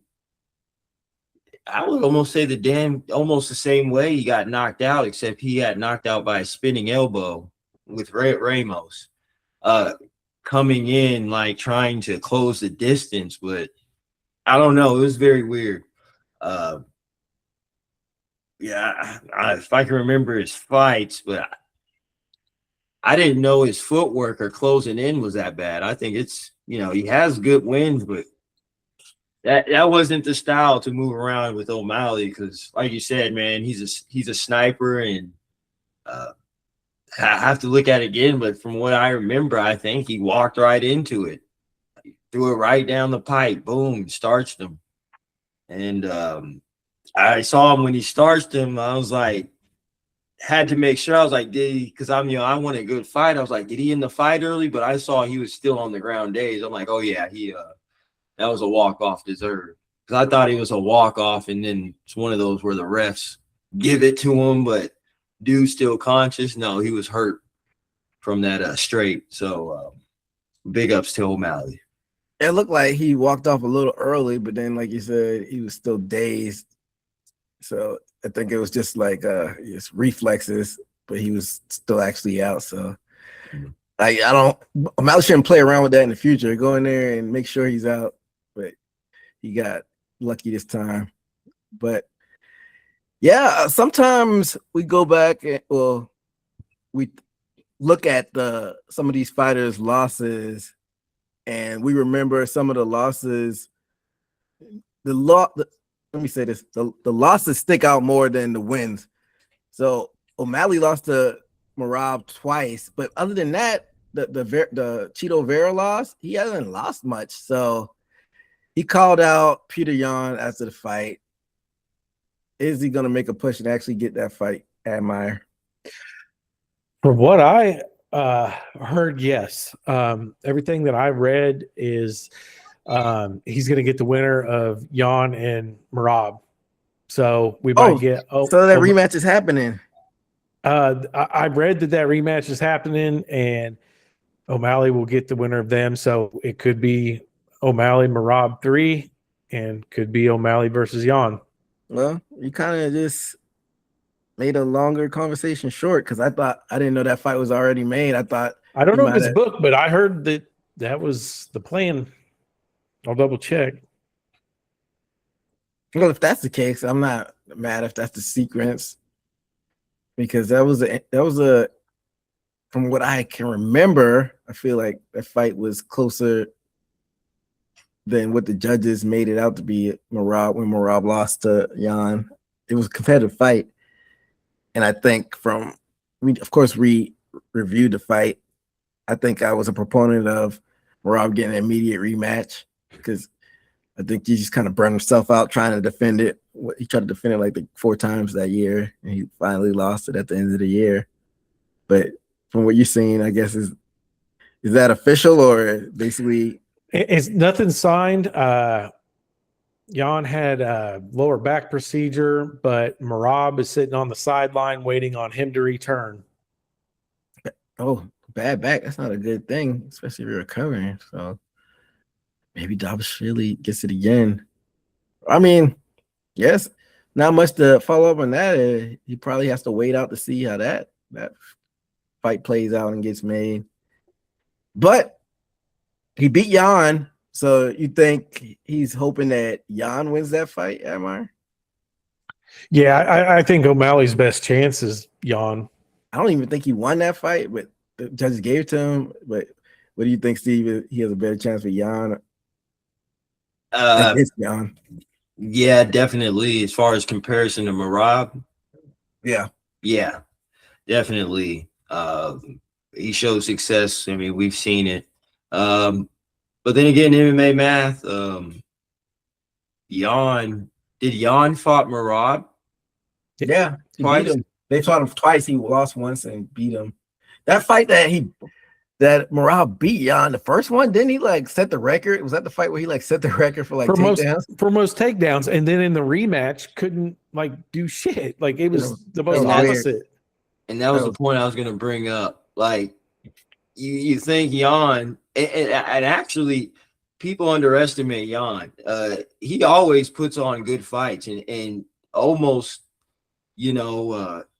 seems like he's better than the fighter, but sometimes runs out of time, maybe because of decisions or just had bad matchups. But like, he's been very dominant, and I think he just had a bad break. He just had bad fights too, but like he shows that he can switch it up, which he fucked up my MMA math because nobody expected him to not have any takedowns against Merab. So I mean that's a tricky one. I don't know if Jan would be a better fight than Merab because I mean we just saw what Jan did. Yeah, I don't know. But if that Jan rematch happens, you don't think Jan will learn from? It's weird because, like I said, I don't think Jan lost that fight. But do you think Jan will be more aggressive if he rematched against O'Malley? Admire? I think he would. I think the difference is, the last time they fought, it was a split decision, and like you said, I think Jan won originally, but they gave it to O'Malley. But the difference is, since then, Jan has still progressed in his fight game. O'Malley's still the same fighter. So I think Jan just absolutely beats his ass in a rematch. So I think Merab or Jan beats O'Malley, so it doesn't really matter. Yeah, I think he's stuck between a rock and a hard place. And like I've said on other shows, like he might want to research going to a different division just to see if he could play his hand because I think he would be a slender 145er, but we were just talking about Volkanovski's running out of people he could fight. I'm sure they would hot shot him. I don't know if he would win. Yeah, but and there's more stand-up people at featherweight that are going to stand and trade with him than take him down because you got a few heavy wrestlers there at bantamweight. So he needs to get somewhere where he's not going to get taken down like that because O'Malley's never going to be a halfway decent wrestler. And I've thrown this out, even though I don't know how his weight cutting is, him to maybe test it out at 125. We saw Cody Garbrandt go down, even though it didn't end well for him. But like going against Van, like he'd be bigger than Van, and maybe he can knock him out. Yeah, true. Yeah. I think O'Malley really needs to consider that going up or going down just to try it. Yeah, I know. That'd be interesting between him and Pantoja, though. I don't know how that would go, but like, I think he would just be the bigger fighter over like a Van and would have success there. Like you said, there's more stand-up guys at featherweight, but I don't know if his power would translate up there. But yeah, test it out. But you never know. I mean, he's younger than Jan and Merab, so maybe he could just wait. He could just wait it out and they get old, and then he'll still be pretty young when they're old, and then make his push. So I don't know. He seems like he has a few options, and I'm sure him and his team will sit back and weigh out the options if he does lose. and if he next time he gets a title shot, which will probably be next year. So we'll see what happens with that. But let's move on to the co-main event, fellas. Heavyweight division for the interim heavyweight championship. We had Ciryl Gane defeating Alex Pereira. Me and Admire had Gane, and Steve had Pereira. And Alex Pereira's quest to become that 3-division champ came to a screeching halt. And like me and Admire talked about on the pre-show, Gane looked good against Aspinall, and heavyweight. Once you go up to heavyweight, like it's unlimited, not unlimited, but like it's a bigger, window of weight in that division. So it's levels to it. It's 205 to 265, and Gane just used his biggest size. Even though I think Pereira, me and Admire were chatting about it earlier. Pereira weighed in heavier than Gane, but like it probably was like water weight. Like Gane still looked like the thicker fighter, and his footwork just looked good in there because Gane's always been a precise, stand-up guy. I think that's a little bit underrated part of his game. And in that second round, Gane stepped on that gas and got that stiff jab, and then unloaded that barrage of strikes, and basically it was a standing TKO. Like he was out on his feet. He was fucked up. What are your thoughts on this one, Admire?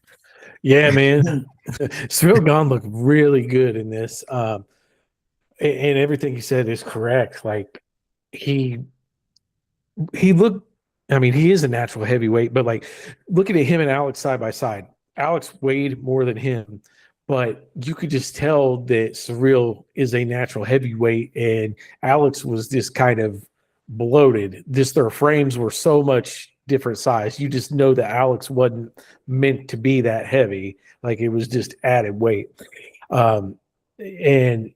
Usually you don't see Alex getting outstruck. He's usually the more active striker, and he only threw 12 strikes in this fight. He was on the defense a lot.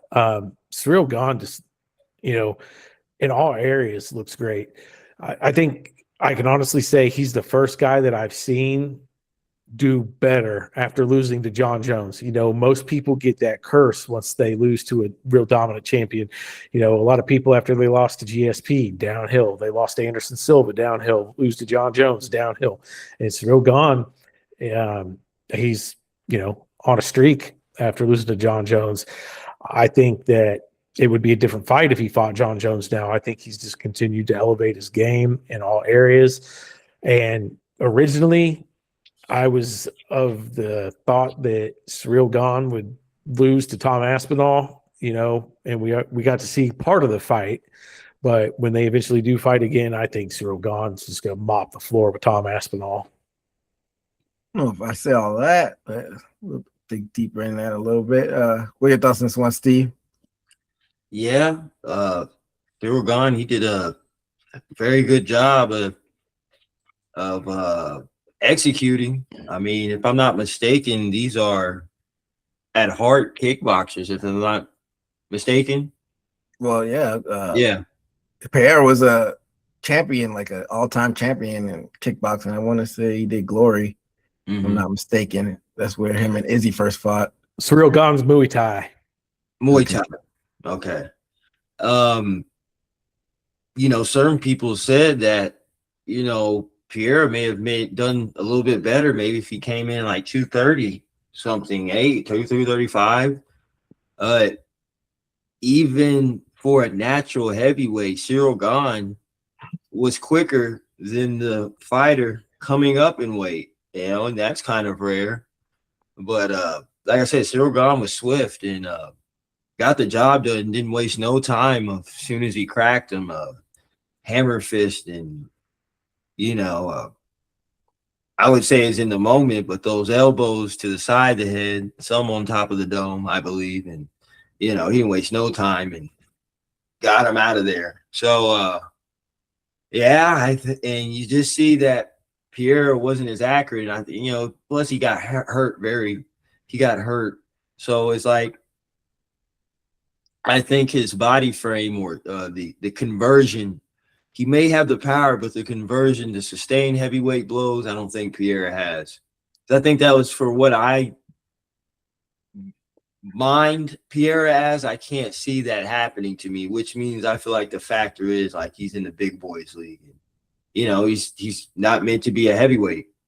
So when we initially did the predictions, you thought that he was meant to be a heavyweight? Well, I'll tell you the truth. A lot of these fights, after I made the decision, I second guessed damn near all of them. I'm like, and I saw Ciryl Gane. I'm like, damn, I didn't know, his size. As soon as they matched up or saying y'all ready to fight, I was having second guesses, especially on upcoming fights. I said who would win, which we'll talk about, but I started having second guesses as soon as I started seeing Ciryl Gane and how Pierre looked. Yeah, Gane looked good. We know what's next for him. He's going to unify the title once Aspinall, because I heard Aspinall finally recover. But you know who the biggest loser in this fight, and it wasn't either one of the fighters in this fight. I think the biggest loser is Jon Jones. That money fight with Pereira is now off the table because I think he always had that to fall back on. Nobody's going to want to see that anymore. I think I disagree with you, Al. I don't think the fight would play out any differently if he fought Ciryl Gane. Like I said, heavyweight division is I think it's just a weak division. We see what the top guy in the top 9, how he looks like. I just think Jon Jones he's an all-time great. I feel like people always wanted to find who's the next person to beat Jon Jones, and kind of he gets his credit, but I feel like people just are looking for reasons to discredit like his greatness. I don't appreciate his greatness, how good he is. And so the 2 fights that are left for him are Aspinall and Francis Ngannou, who is guys not even UFC. I don't know how competitive the fight with Aspinall will be. People were looking at him to be the next big thing to knock Jones out. I don't think that it would play out like people think it would. I don't know. I think the only thing Jon Jones could do right now is fight. He better hope Aspinall wins. Because if Gane wins, then it's literally nothing for you to really do unless Aspinall redeems himself if he loses. So I think he just hopes that Aspinall wins if he still even wants to fight at this point.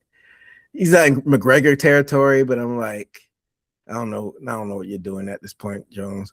And what's your rebuttal to that, Admire? Yeah. Unfortunately, we will never get the Jones and Alex fight, which, it's all right. I mean, maybe this does help us get closer to Jones and Ngannou or Jones Aspinall, which, I think would be a better fight than the Jones and Alex fight, just because I think that Jones would have taken Pereira down. It would have been pretty easy for him to take him down and do whatever he wanted with him on the ground. So hopefully it does push us closer to, at least one more Jon Jones fight. Hopefully he's not done. I don't know if Aspinall's gonna be gone. I kind of want, for selfish reasons, I want Aspinall to beat Gane just because I want to see Jones come back. I don't think Jones would take Aspinall down as easy as he did Gane, but I still would be picking Jones, if we had to do predictions. It's because, of course, Aspinall has the one-shot knockout power, but other than that, I just don't see any other areas that he's better than Jones. I hope his takedown. I feel like he had decent takedown defense from what I recall, but I think that's what the fight comes down to, is if his takedown defense is on point, and then he can crack him. But I don't think he's gonna straight up stand up outstrike him. But you never know where things happen. What do you think about Jones being like the biggest loser of the outcome of this fight, Steve? Yeah, I can definitely see it. I can definitely see it, but it's like MMA math. Jones can say that he beat Ciryl Gane, and You know, I guess you have to see how things pan out, but we just saw Aspinall sort of see who was getting the better end of that. And like you said, anything other than that is an Ngannou fight. Other than inside the UFC, the only thing you have is Aspinall, which, you know, either everybody lost or John Jones proved already he beat him. And I don't know if he still wants to fight, but if you ain't worried about other people's opinion, I would say John Jones proved it all, you know, to me already. The greatest to me. Yeah, I mean, I don't know how his bank account looks. I'm sure he's got enough he doesn't have to fight anymore. I just think it comes down to how motivated he is and how much Dana White discredits him every time he gets a chance to take digs at him. Remember before the fight at MI, he's like, if Pierre wins this one, 3 division champion, he's the greatest of all time. He passes Jones. Has Dana White said anything since Pierre's loss? Dana White hasn't, but John Jones has. What would Jones say? You didn't see I don't know if it was a tweet or Instagram. Nah, my algorithm is like, man, off as far as like MMA stuff. What do they call it? X now. It's not Twitter, it's X. I still call it Twitter. all Jones did was post a little video of himself wearing his chain. Have you seen his chain that has the all diamond goat that says Jones? I haven't seen it. It sounds pretty. Yeah, it's just a quick little video of him wearing his chain that says that, because that was his rebuttal to Dana saying that Alex was going to be the GOAT. Did he post it like right after the fight? Yes. Well,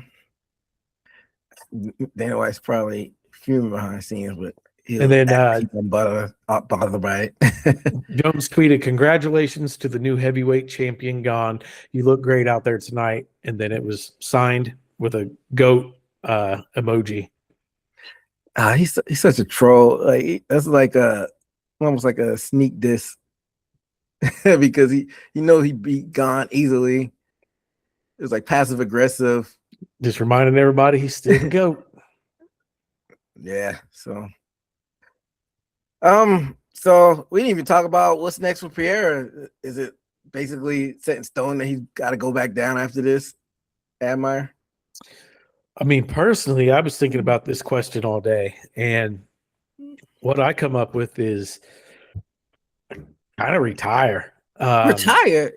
That's a big jump from he just relinquished the light heavyweight. He just relinquished the light heavyweight.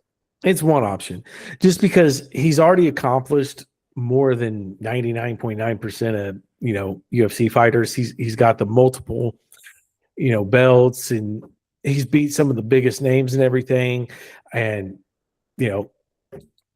he lost this one, so I don't think there's a way or a path for him to get back up to the heavyweight title contender. So what else do you have to prove? Like, save your brain, save the CTE shit. Like, just hang it up. You live off your name, go coach for way more than you're worth. Or, I mean, what else are you going to do? Are you going to risk your legacy and go down to light heavyweight again and, take some losses there, cloud up everything you've done? I don't think he's going to go down to middleweight. He probably feels like that's too light. That's too much of a weight cut at this point, because once what did he weigh in the other night? 263 or 267 or no, not 250 something. 250 something. I thought, yeah. So I mean, that's a lot of weight to fluctuate back and forth, and he's probably feeling real comfortable at light heavyweight. So I don't think middleweight's even an option at this point. So light heavy would be it. If you look at light heavyweight, you have the champion. Yeah. Him and Ankalaev need a rubber match. And he's still ranked number 2. Then, like I said, then updated. I'm sure he's gonna stay ranked in that division after this. My boy Paulo Acosta, he'll be making his way up the ranks. I'm gonna have to click what you said about retirement and see what the public has to say. I'm sure they'll be thrilled about that. because Pierre's he's got a big fan base. Yeah, I wouldn't say he should retire. I mean, he isn't that young. I think he's older than John Jones, which is kind of crazy if you think about it, because he hadn't been around a whole lot of time in the UFC. He kind of got hot shotted because he came over from Glory. So, but still, I feel like he still got a lot left in the tank. Just because he vacated the title, it's not like he lost the light heavyweight title. So I feel like that's pretty much the answer right there, is him going back down to light heavyweight and reclaiming his title. Yeah, he's getting ready to turn 39. He doesn't have, I mean, he's got 4 losses. There's not a lot left to prove, and he's already beat everybody at light heavyweight. So you're going to go back to the division where you've already beat everybody. I mean, like I said, he's got the rubber match with Ankalaev that he could do down there. But other than that, I mean, he's beat Jiri, he's beat Blachowicz, Jamal Hill, he's beat Roundtree. I mean, who's he going to go against? I mean, Olberg, of course. But I mean, after that, rubber match, Ankalaev, and then hope Paulo Costa or like that Bogdan. Somebody makes a climb up.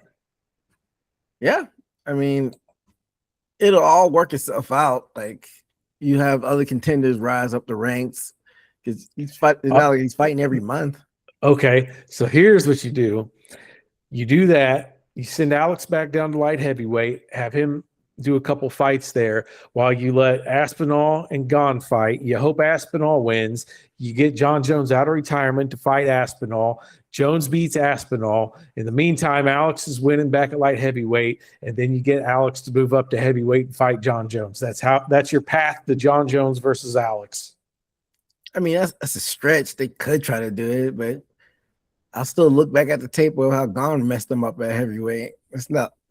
They could sell it like that. It's not going to convince me personally, but I'm sure the casuals will get excited for that. So, I mean, that's not totally out of the realm of possibility, but I don't know. I mean, like you said, you could try to say just he needs to retire, but this man, I'm sure he's still got a family to feed, and he can still be making money if he's still on a pretty high level. These are prize fighters, so I don't want to tell a man he's retired and can't make a living for himself. He's not ready. The interweb says he's worth up to $12 million. So, I mean, he's got a little money. You know, the internet is always completely correct. But I don't know. You think he should retire, Steve?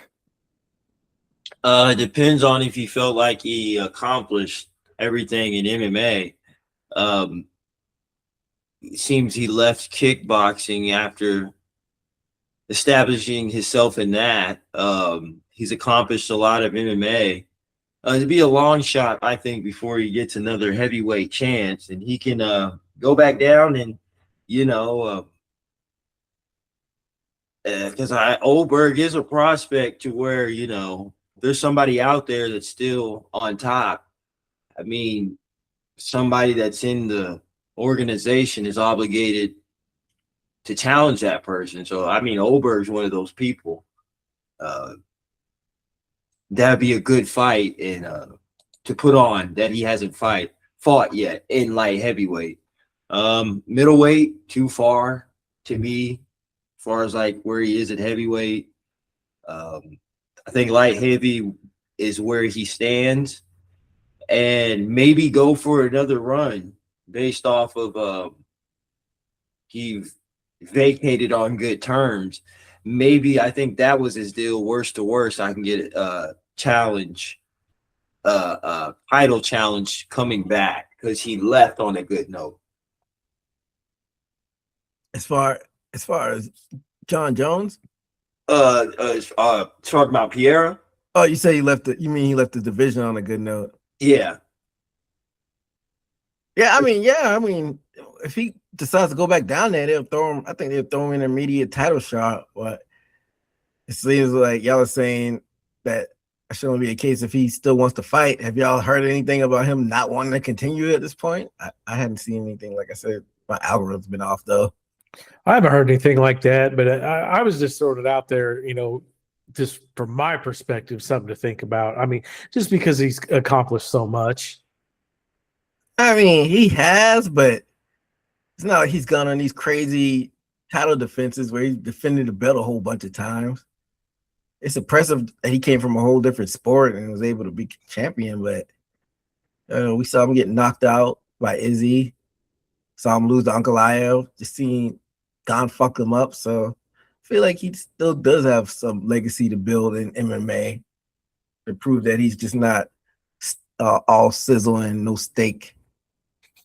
So I don't know.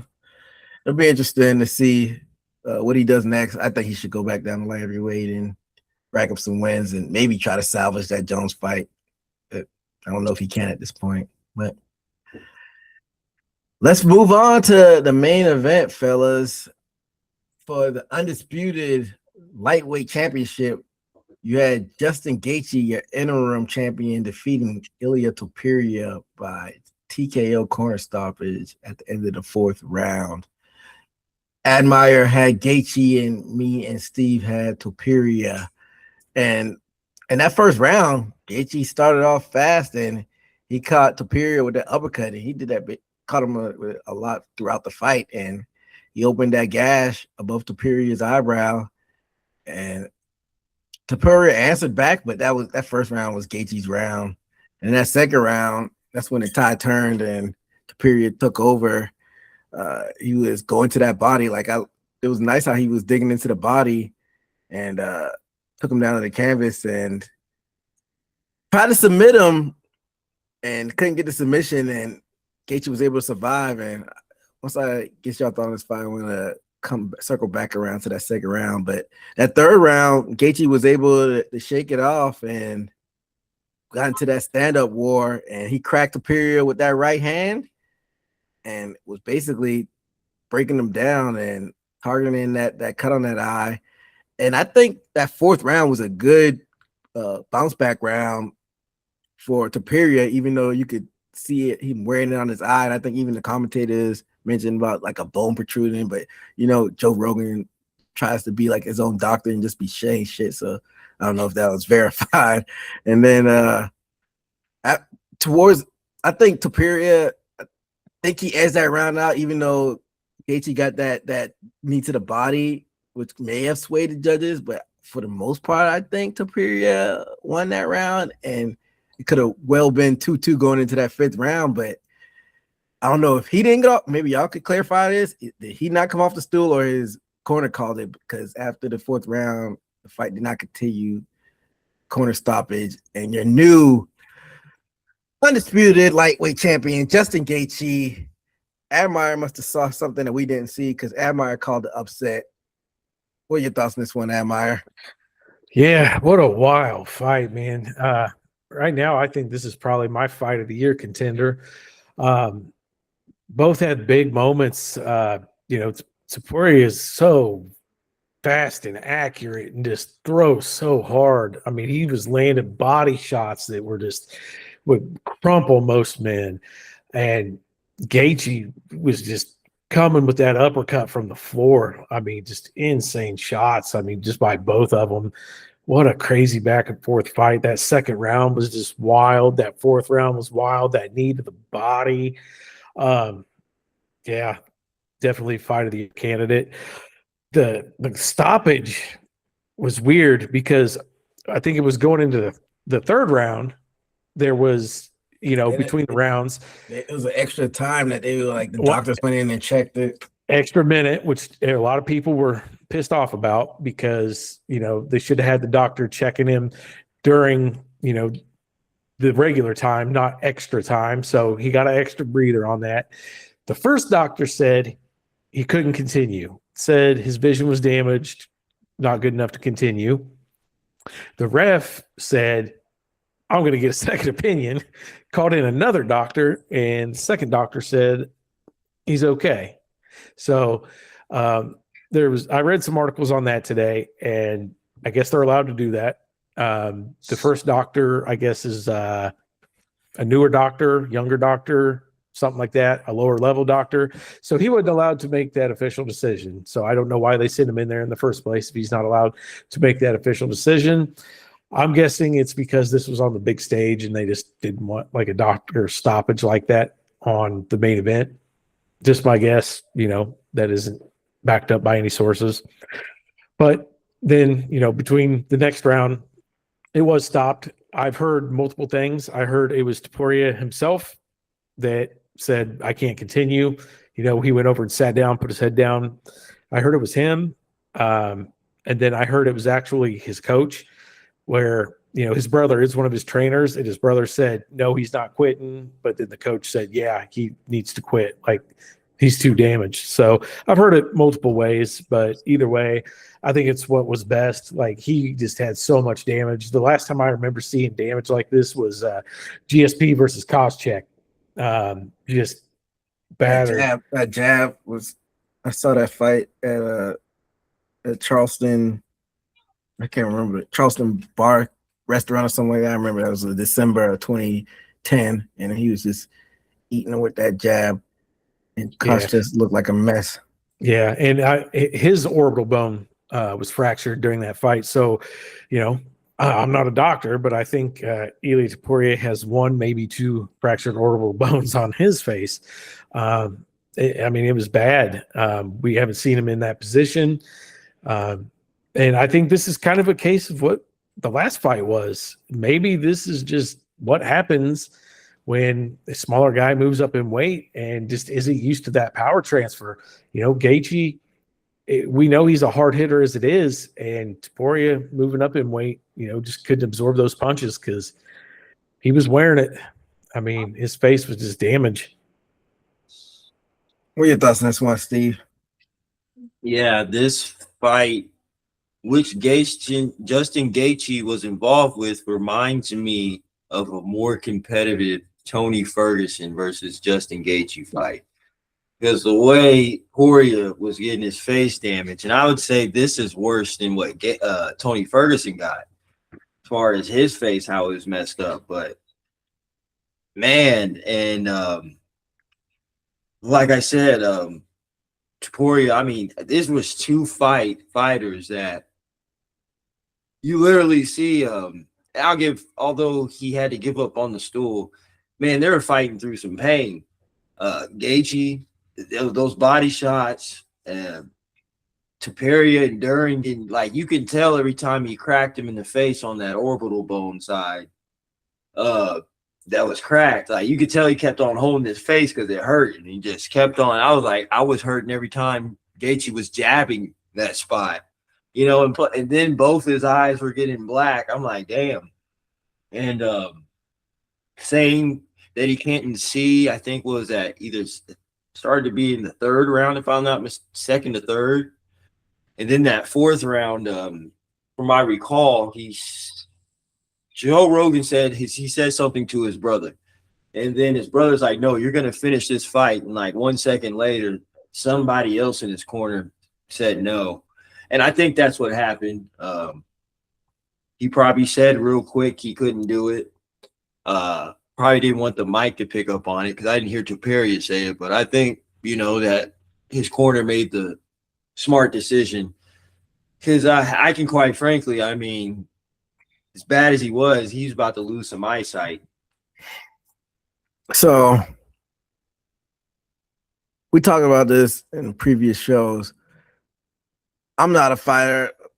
Like, I couldn't take as much damage as a hundredth of the damage that these guys taking. So I don't want to sound like I'm some tough guy, but like what really happened kind of changes the way I view Topuria going forward.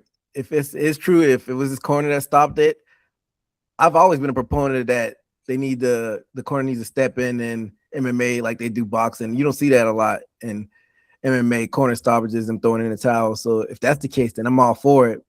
But if it was Topuria that just quit, that kind of makes me look at him a little bit differently. Like one more round to go. Like I said, I think he won that fourth round. I hadn't looked at the judges' cards yet. So just one more round just to gut it out and you quit on the stool. Like, I don't know. I feel like I look at him a little bit differently if that's the case. I don't know what you think, Admire. Um, mm, kind of. I mean, yeah, one more round to go, but that also speaks to like how bad he was actually injured if he did give up, with one round to go too. I mean, he was holding that eye and he was pretty damaged. I So think that'd be like the MMA equivalent of Roberto Duran, like no mas, if that's the case. But like y'all, both of y'all's stories saying that it could have been his corner that did it, or it could have been him. I don't know. Like you said, you researched that, Admire. You still didn't really find the definitive yeah, answer. and I even heard that he just kind of told his corner, "I can't see," and that's why. If a fighter says they can't see, then it can't continue. So he might have told his corner, "I can't see." So it might have been a little bit of both being true. He said it, they called it.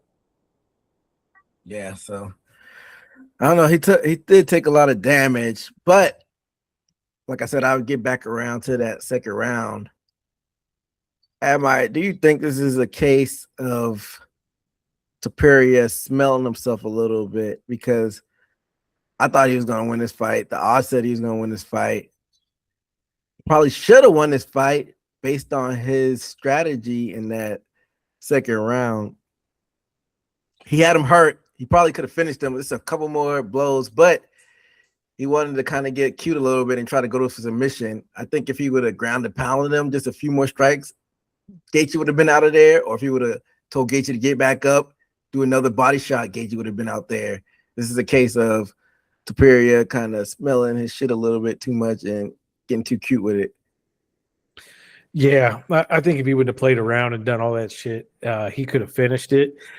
But also, I mean, even leading up to the fight, I think that he wasn't taking it very serious. I think that he underestimated Gaethje all the way through.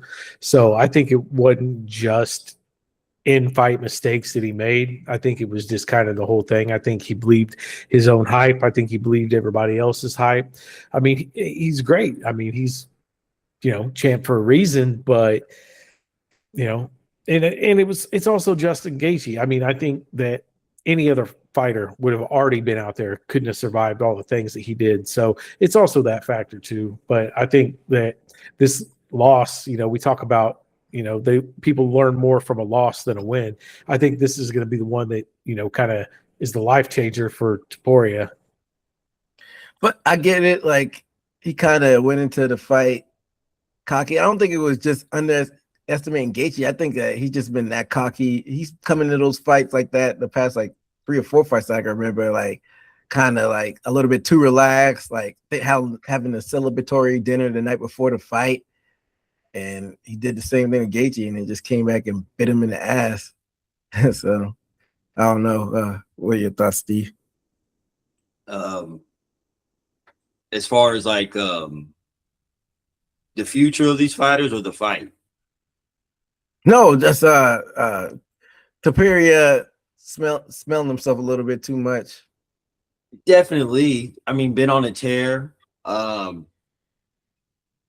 Had confidence, and like I said, he's been through lightweight and got through Charles Oliveira. But I like what Admire said. I think his power translate, but his body, not only his frame, he looks smaller than Gaethje, but the able to sustain damage from a real lightweight doesn't carry over on his face. Obviously, I mean Gaethje. Topuria throws bombs, and Gaethje didn't even have a scratch on his face. I mean, I have to go back and look at how he looked. I know it was Pretty clean, but he was digging it. Like Gaethje said himself, like those body shots were messing him up. So definitely. So I don't know, but going back to what you said, Admire, you're saying that he looks smaller, and sometimes the power doesn't translate. I think the power does translate up there for Topuria. What I think is just strategy, because, like I said, I'll basically stand on what I said, and we did the pre-show, and it held up in this fight. We haven't really seen Gaethje really one shot clean clock somebody and he was hitting him some shots, but he didn't knock out Topuria. I just think Topuria defense wasn't up to par. Like if he would have not taken all those strikes from Gaethje and just, I guess, been a little bit more defensive, he probably would have won that fight. Yeah. I think that Gaethje, that uppercut that he does that to everybody, and I think everybody has a problem stopping that uppercut because he just throws it so awkward. He kind of does that. It looks almost like a half takedown, and then he shoots that uppercut straight up the pipe, and just nobody has an answer for stopping that.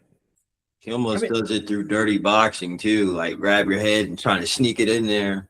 Like he was getting that a lot off on Topuria. I don't know if it was based on the size. I just think that maybe his coaches just didn't do a good job of telling him how to adapt to avoid that, because we've seen Gaethje lose. And I don't know if the fighters that he lost to is just they overcame it just because they were bigger. I just think it was just like coaching and strategy and Topuria just not being prepared, to counter that, like you said, uppercut that he did. We've seen fighters beat him, and we've seen featherweight. What didn't Oliveira beat Gaethje? Oliveira was a featherweight, like not a natural lightweight. Yeah, but I mean, Gaethje's only lost a handful of fights. Like I thought his record was worse than what it is, but I mean, it's not terrible. But the tear that Topuria was on, it should have been not an easy win, but like the odds said it should have been a comfortable win. So I don't know. I think, like you said, he probably did underestimate him. He's always come in cocky the past since he really hit the scene. He came back to bite him on the ass. But can't take away from Gaethje just being game, and when the bright lights were on, one of the biggest fight cards ever, he finally got over the hump, and he's the undisputed champion. I don't want to call this a lifetime achievement award, but do you think he goes on a run and actually defends his belt, or you think like, all right, this was his crowning moment? We've seen it happen with like Michael Bisping. He got over the hump, go over to Ciryl, but they went out and didn't defend the belt a lot. You think he's more so in that box, or you think he could go on another spurt at this point, Admire? Yeah, I mean, what sucks for Gaethje is like everybody that's kind of lined up, everybody that's deserving or next on the title shot has kind of already beat him. Oliveira, Holloway. So he has that to kind of look forward to. So, I mean, he could get those back. He can get those wins back. That's who I'd be wanting to fight if I was him. But I've already said it on a couple people tonight, and I'll say it on him. I think Justin Gaethje could consider retirement. He's taken a lot of hits in his career. Even though he's only got 5 losses, he's taken a lot of damage. He's been in just wars. If you look at his fight with like Michael Johnson, some of the other fights that he's had, I mean, he's just been back and forth. Even though, it just looks like all wins, they were tough wins for him. Just the Michael Johnson fight, Dustin Poirier fight, Eddie Alvarez fight, like Gaethje's absorbed a lot of damage. And even one TikTok I saw today, it was a joke, but this guy was like, Justin Gaethje made history last night, and it's not for the reason you think. He's the first fighter to transfer CTE to another fighter.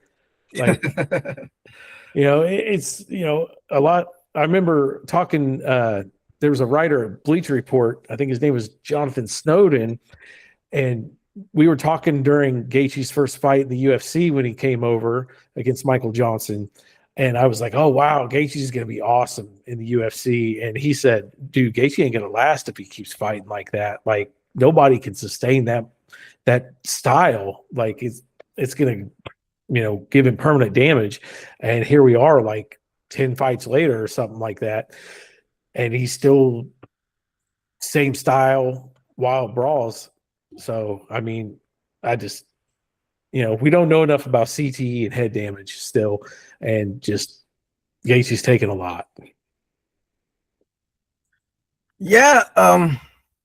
I think I'm with you on this. Like, it's different with the Pierre situation because he abandoned his belt. Even though Gaethje's younger than Pierre, Pierre has been in MMA a lot less time than kickboxing, but there's really nothing for Gaethje to prove. So, like, I wouldn't be mad if he retired with the belt.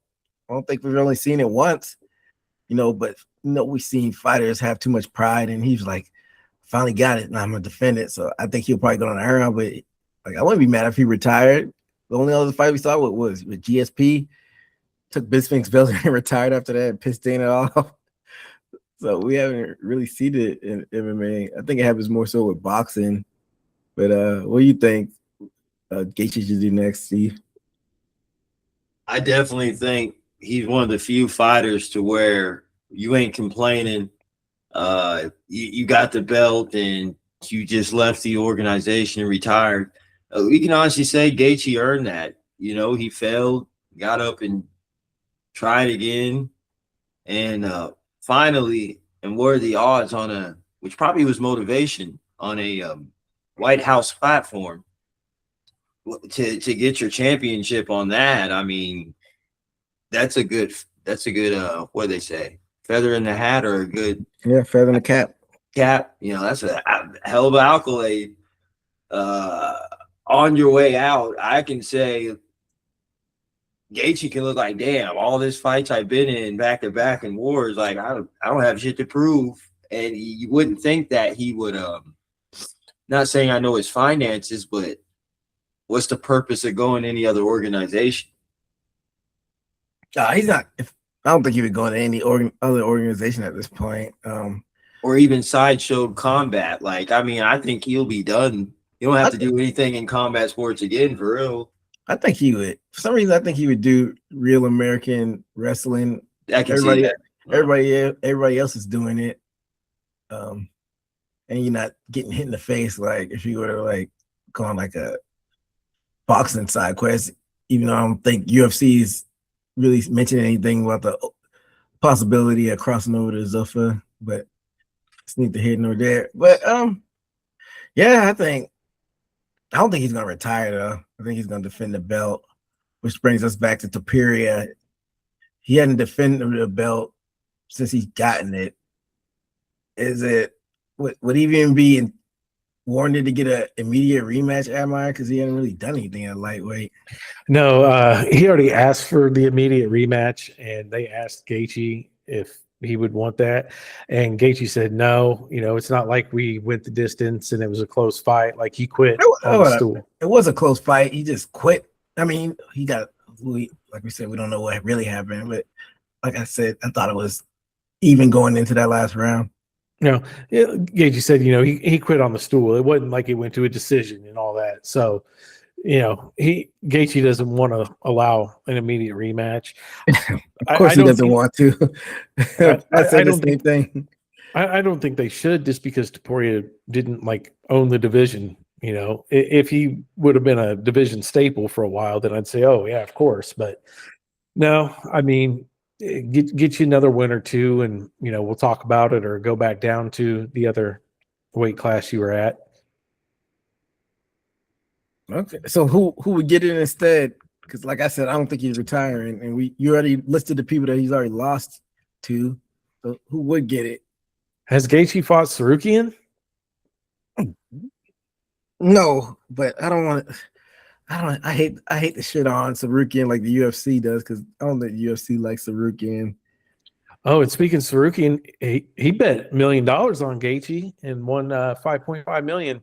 Or they say his friend did, but he put the bet in online or whatever, because UFC fighters after the James Krause thing aren't allowed to gamble. But yeah, and I laughed at him, saying why we do this. The last laugh, he has the last laugh on that. Hey, shout out to his friend, even if it was his friend on that. But I don't know who you think Ciryl Gane should get the next shot, Steve.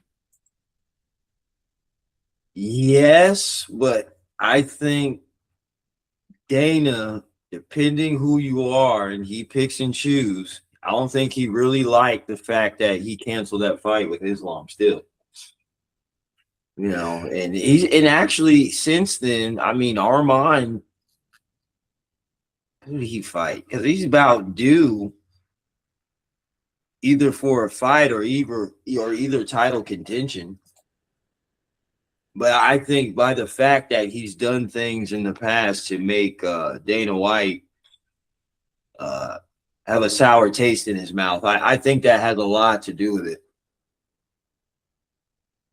Well, now, is there any possibility McGregor and Holloway is at welterweight? Or are they going to try to get the winner of McGregor Holloway in there at lightweight to fight Gaethje?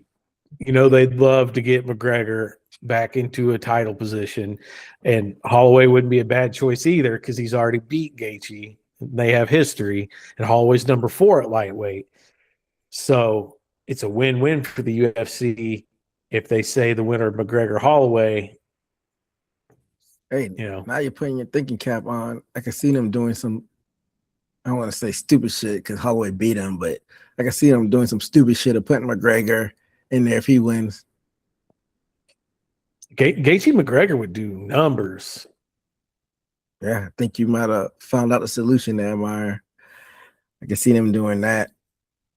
But then, if they, like you said, they're probably not going to give Topuria the next shot. What happens with him next?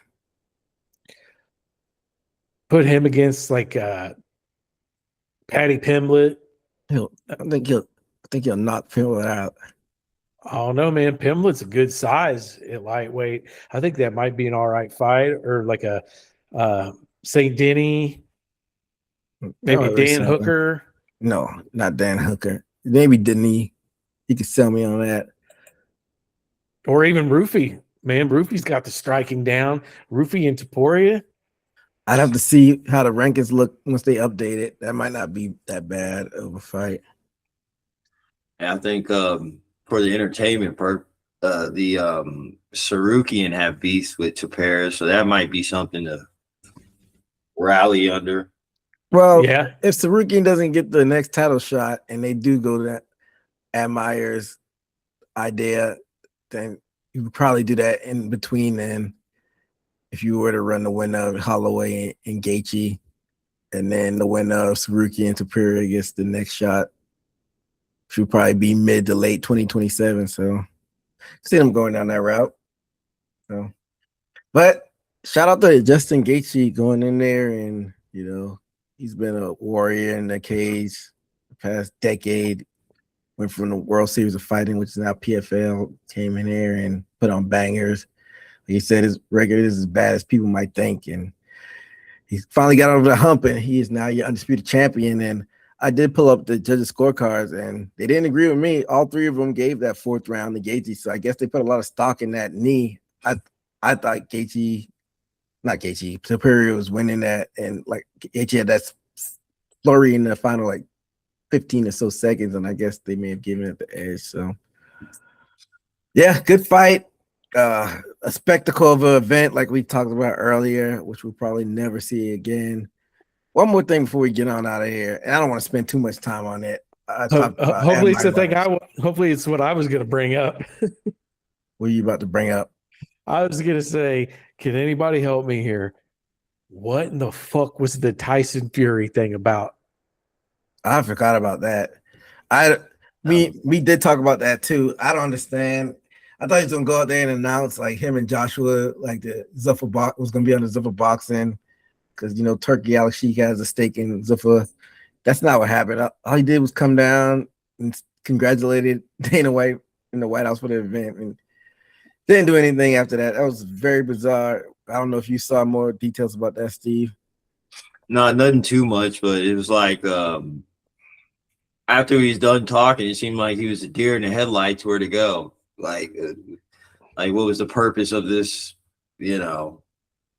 Well, like, was he saying like, I'll let Dana White announce it or something? Like they were asking him his big announcement, then he was saying, I'll let Dana announce it. Like, so what was the point? Like, was he just like playing along with it to get his free ticket into the White House thing? Or like, I don't know, man. That was just what the kids call it? What was he, or farming? Is that what kids say nowadays? I'm sure your daughter knows all about that, the lingo. yeah, or farming. Yeah, I don't understand what happened with that either. That was bizarre, a waste of time. And I guess we still haven't heard from Dana White, but I'm glad you brought it up because that was a very bizarre moment. We've gone long, so it is Admire's turn to do the casual comment, but we'll save for next show since we've gone long. But the closeout, like I said, I don't want to spend too much time on it. Me and Admire went back and forth for a little while. Looks like Eric Trump hopped in Daniel Cormier DM and was trying to get the inside on who was hurt, and he's trying to make a bet. And to get an update on that story, Daniel Cormier said he was hacked, and the tweet has since got deleted. But when there's smoke, there's fire. So you think it's something fishy going on behind the scenes, Admire, or you think he really got hacked? No, man, that was real. I know, like in the way that it was worded from DC, from his account, sounds exactly like what DC would say. Like it was him. Like he was doing the right thing. He was exposing the corruption, and the president's son or president came and said, quit, snitching on me, delete that shit. Like he got exposed in like that. I mean, I don't know. I guess it's not illegal to ask questions like that, but it's probably frowned upon when your family's tied to, poly market and like gambling shit like that. Like that's pretty shady business. Like, I don't know. I don't know the exact legalities behind it, but insider trading, I don't think it's legal because he's a part of the company. I don't know like the ins and outs of the laws behind betting. That's not my field of the law, but like you said, it's not illegal, very frowned upon. But I'm with you. I think that shit really happened. Now they're trying to say you got hacked, but might be wrong. So allegedly, we'll say allegedly. So we don't want any liability if anybody listening to us. But very shady stuff going on, and I'll let you close it out, and we'll get on out of here, Steve. Yeah, if I think I seen that as my algorithm, and I think if I'm not mistaken, within the text message, he even talked like I think he was a little bit offended, or if he was said in the text message that he would even ask him that question or something like that, like incriminating DC as far as within that text message. To me, even when I heard what was in the text message, it seemed that DC didn't all the way incriminate itself.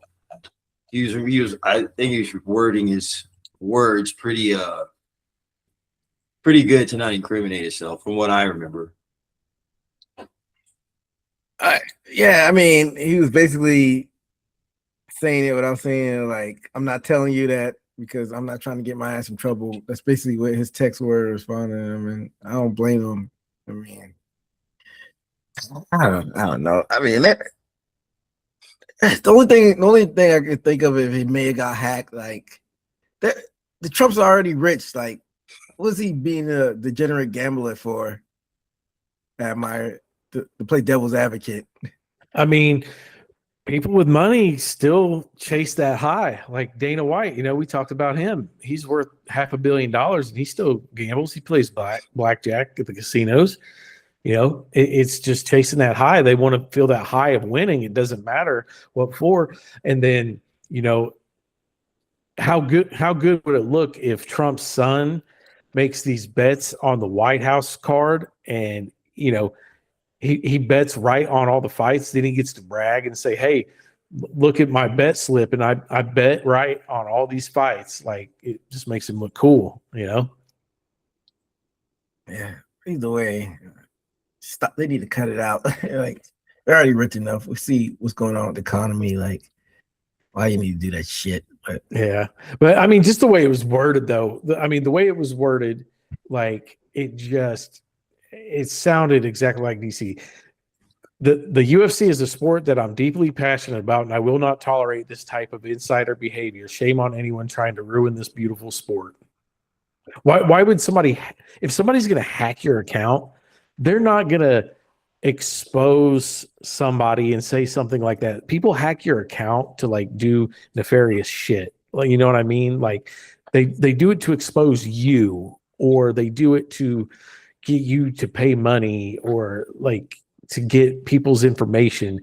They don't hack your account to falsely accuse the president's son of insider gambling or whatever. Like, yeah, I 100% believe this shit really happened and he got threatened. That's why he deleted it. I mean, we play devil's advocate again. It might be some like far left person that just doesn't really fuck with them, and that's the only account they can hack for some reason is Dan Cormier, and then they did like an AI generated tweet, and then like that's still far fetched. I don't know, man. I don't believe anything that goes on nowadays with just life and everything in general. It's a big circus going on right now, but yeah, I just wanted to touch on that a little bit, but it's gone a little long, but this was a historic event, so I'm glad we dug deep into it. We'll be back next month. You know what time it is next month. Your boy McGregor is back. Are you excited for that? International Fight Week? Nope, I am not excited. I won't be excited for him until he walks to the cage to fight, because I still am not sold that he will be there. This is a long time coming. I've been waiting for this day since we started the show. We've never done a preview or recap from McGregor fight. It's finally our time to shine, and we can get in on the McGregor. And you're saying it's not going to happen, Admire? Shame on you. No, I'm not 100% sold. I'm at a 35% right now. We're still about a little less than a month away. So, as we know with McGregor, anything can happen between now. You get pop hot. I don't want to dig too deep in it. I saw a story saying that he was taking illegal stuff, like the heel. Y'all didn't see that? Steve might have saw it. Yeah, I've seen. Didn't look into it, but I definitely saw that to heal his injury. Yeah, so like they just let him fight on the juice. Like, how come he doesn't get to follow the rules like everybody else, which is crazy. But it's on the 11th, so we're a little less than a month away from the notorious one coming back. So, of course, we'll be back to preview and recap it. And I see you looking at it, Admire. I don't know if you saw something real quick before we get on out of here. Oh, I was just trying to look at the headlines, but all that's coming up is McGregor commenting on the fights last night. So once we actually preview the fight, maybe we'll bring that back up. But there are a few fights in between now and the McGregor fight. Nick, was it this weekend? We got Cap and Manuel Cap and Horiguchi fighting in the Apex. I thought they were going to eventually phase out the Apex, and Kudalab was fighting on that one. Andre Touchy-Feely. So a throwaway fight card like we talked about earlier, which I may or may not watch the highlights. But the week after that, they're going to be traveling overseas to fight over there in Azerbaijan. And I'll let you take a guess, Steve. Who you think's fighting over there on the card? He's not main eventing, but take a wild guess. They're fighting over there in Middle Seas. Guess who's fighting on that card? Man, and you brought this up to me, so you should be able to guess this. They're fighting overseas. Who fights overseas in the Middle East? damn, I can't recollect. What you got? Once I tell you, you're gonna be like, oh yeah, Ciryl Gane. Yeah. And he's fighting my boy. Yep, he's fighting Michelle Pereira. But yeah. as Steve pointed out off the record, that's the only place that Ciryl Gane is allowed to fight. He's not allowed to fight over here. I don't know if you caught on that train, Admire. Yeah. I think that's the only places he has fought, right? Yeah, because he's blind in one eye, and they won't allow him to fight over here. That's what I think. No, I don't. I think that's like a fact. Yeah. I think it's a fact that they won't allow him to fight over here because of that eye. I thought Michelle got cut. I thought he was on the last round of cuts. I thought he got cut too. That's what that's what I thought. But I guess they maybe he got rehired. I swear he was in the last round of cuts. Yeah, he was on a 3-fight lose streak too. He lost to Dawkins last. But then I swear we talked about him. He beat Reese. But I thought even after a win, he got cut. That's what I thought would happen. Yeah. Maybe they rehired him. Who knows? But that'd be an interesting fight. But they got a lot of fighters from that region fighting on that card. I actually might watch that. I may actually not be able to watch that, actually. I might be traveling that weekend as well. But I'll catch the highlights. But like I said, we'll be back definitely to preview and predict the McGregor card, and we'll definitely have to do also a boxing show before the month is over. But coming to the close of the show, make sure to follow us on all social media platforms. Make sure to like and subscribe on YouTube. Make sure to catch up the merch on the store. You know, I had the black shirt last week, got the white shirt, so make sure to cop some merch and find that on our link tree and all the social media platforms. But that'll do it for us here on Haymaker Combat Sports. Until next time, be safe out there. Later. Hit the takedown, ground and pound, that was from the top. Heel hooking, no more plot, I leave you in the knot. Pound for pound, been the greatest, sitting on the top. Man, I'm laughing at the fools who think they coming for the spot. You ain't got a shot, it's already mine.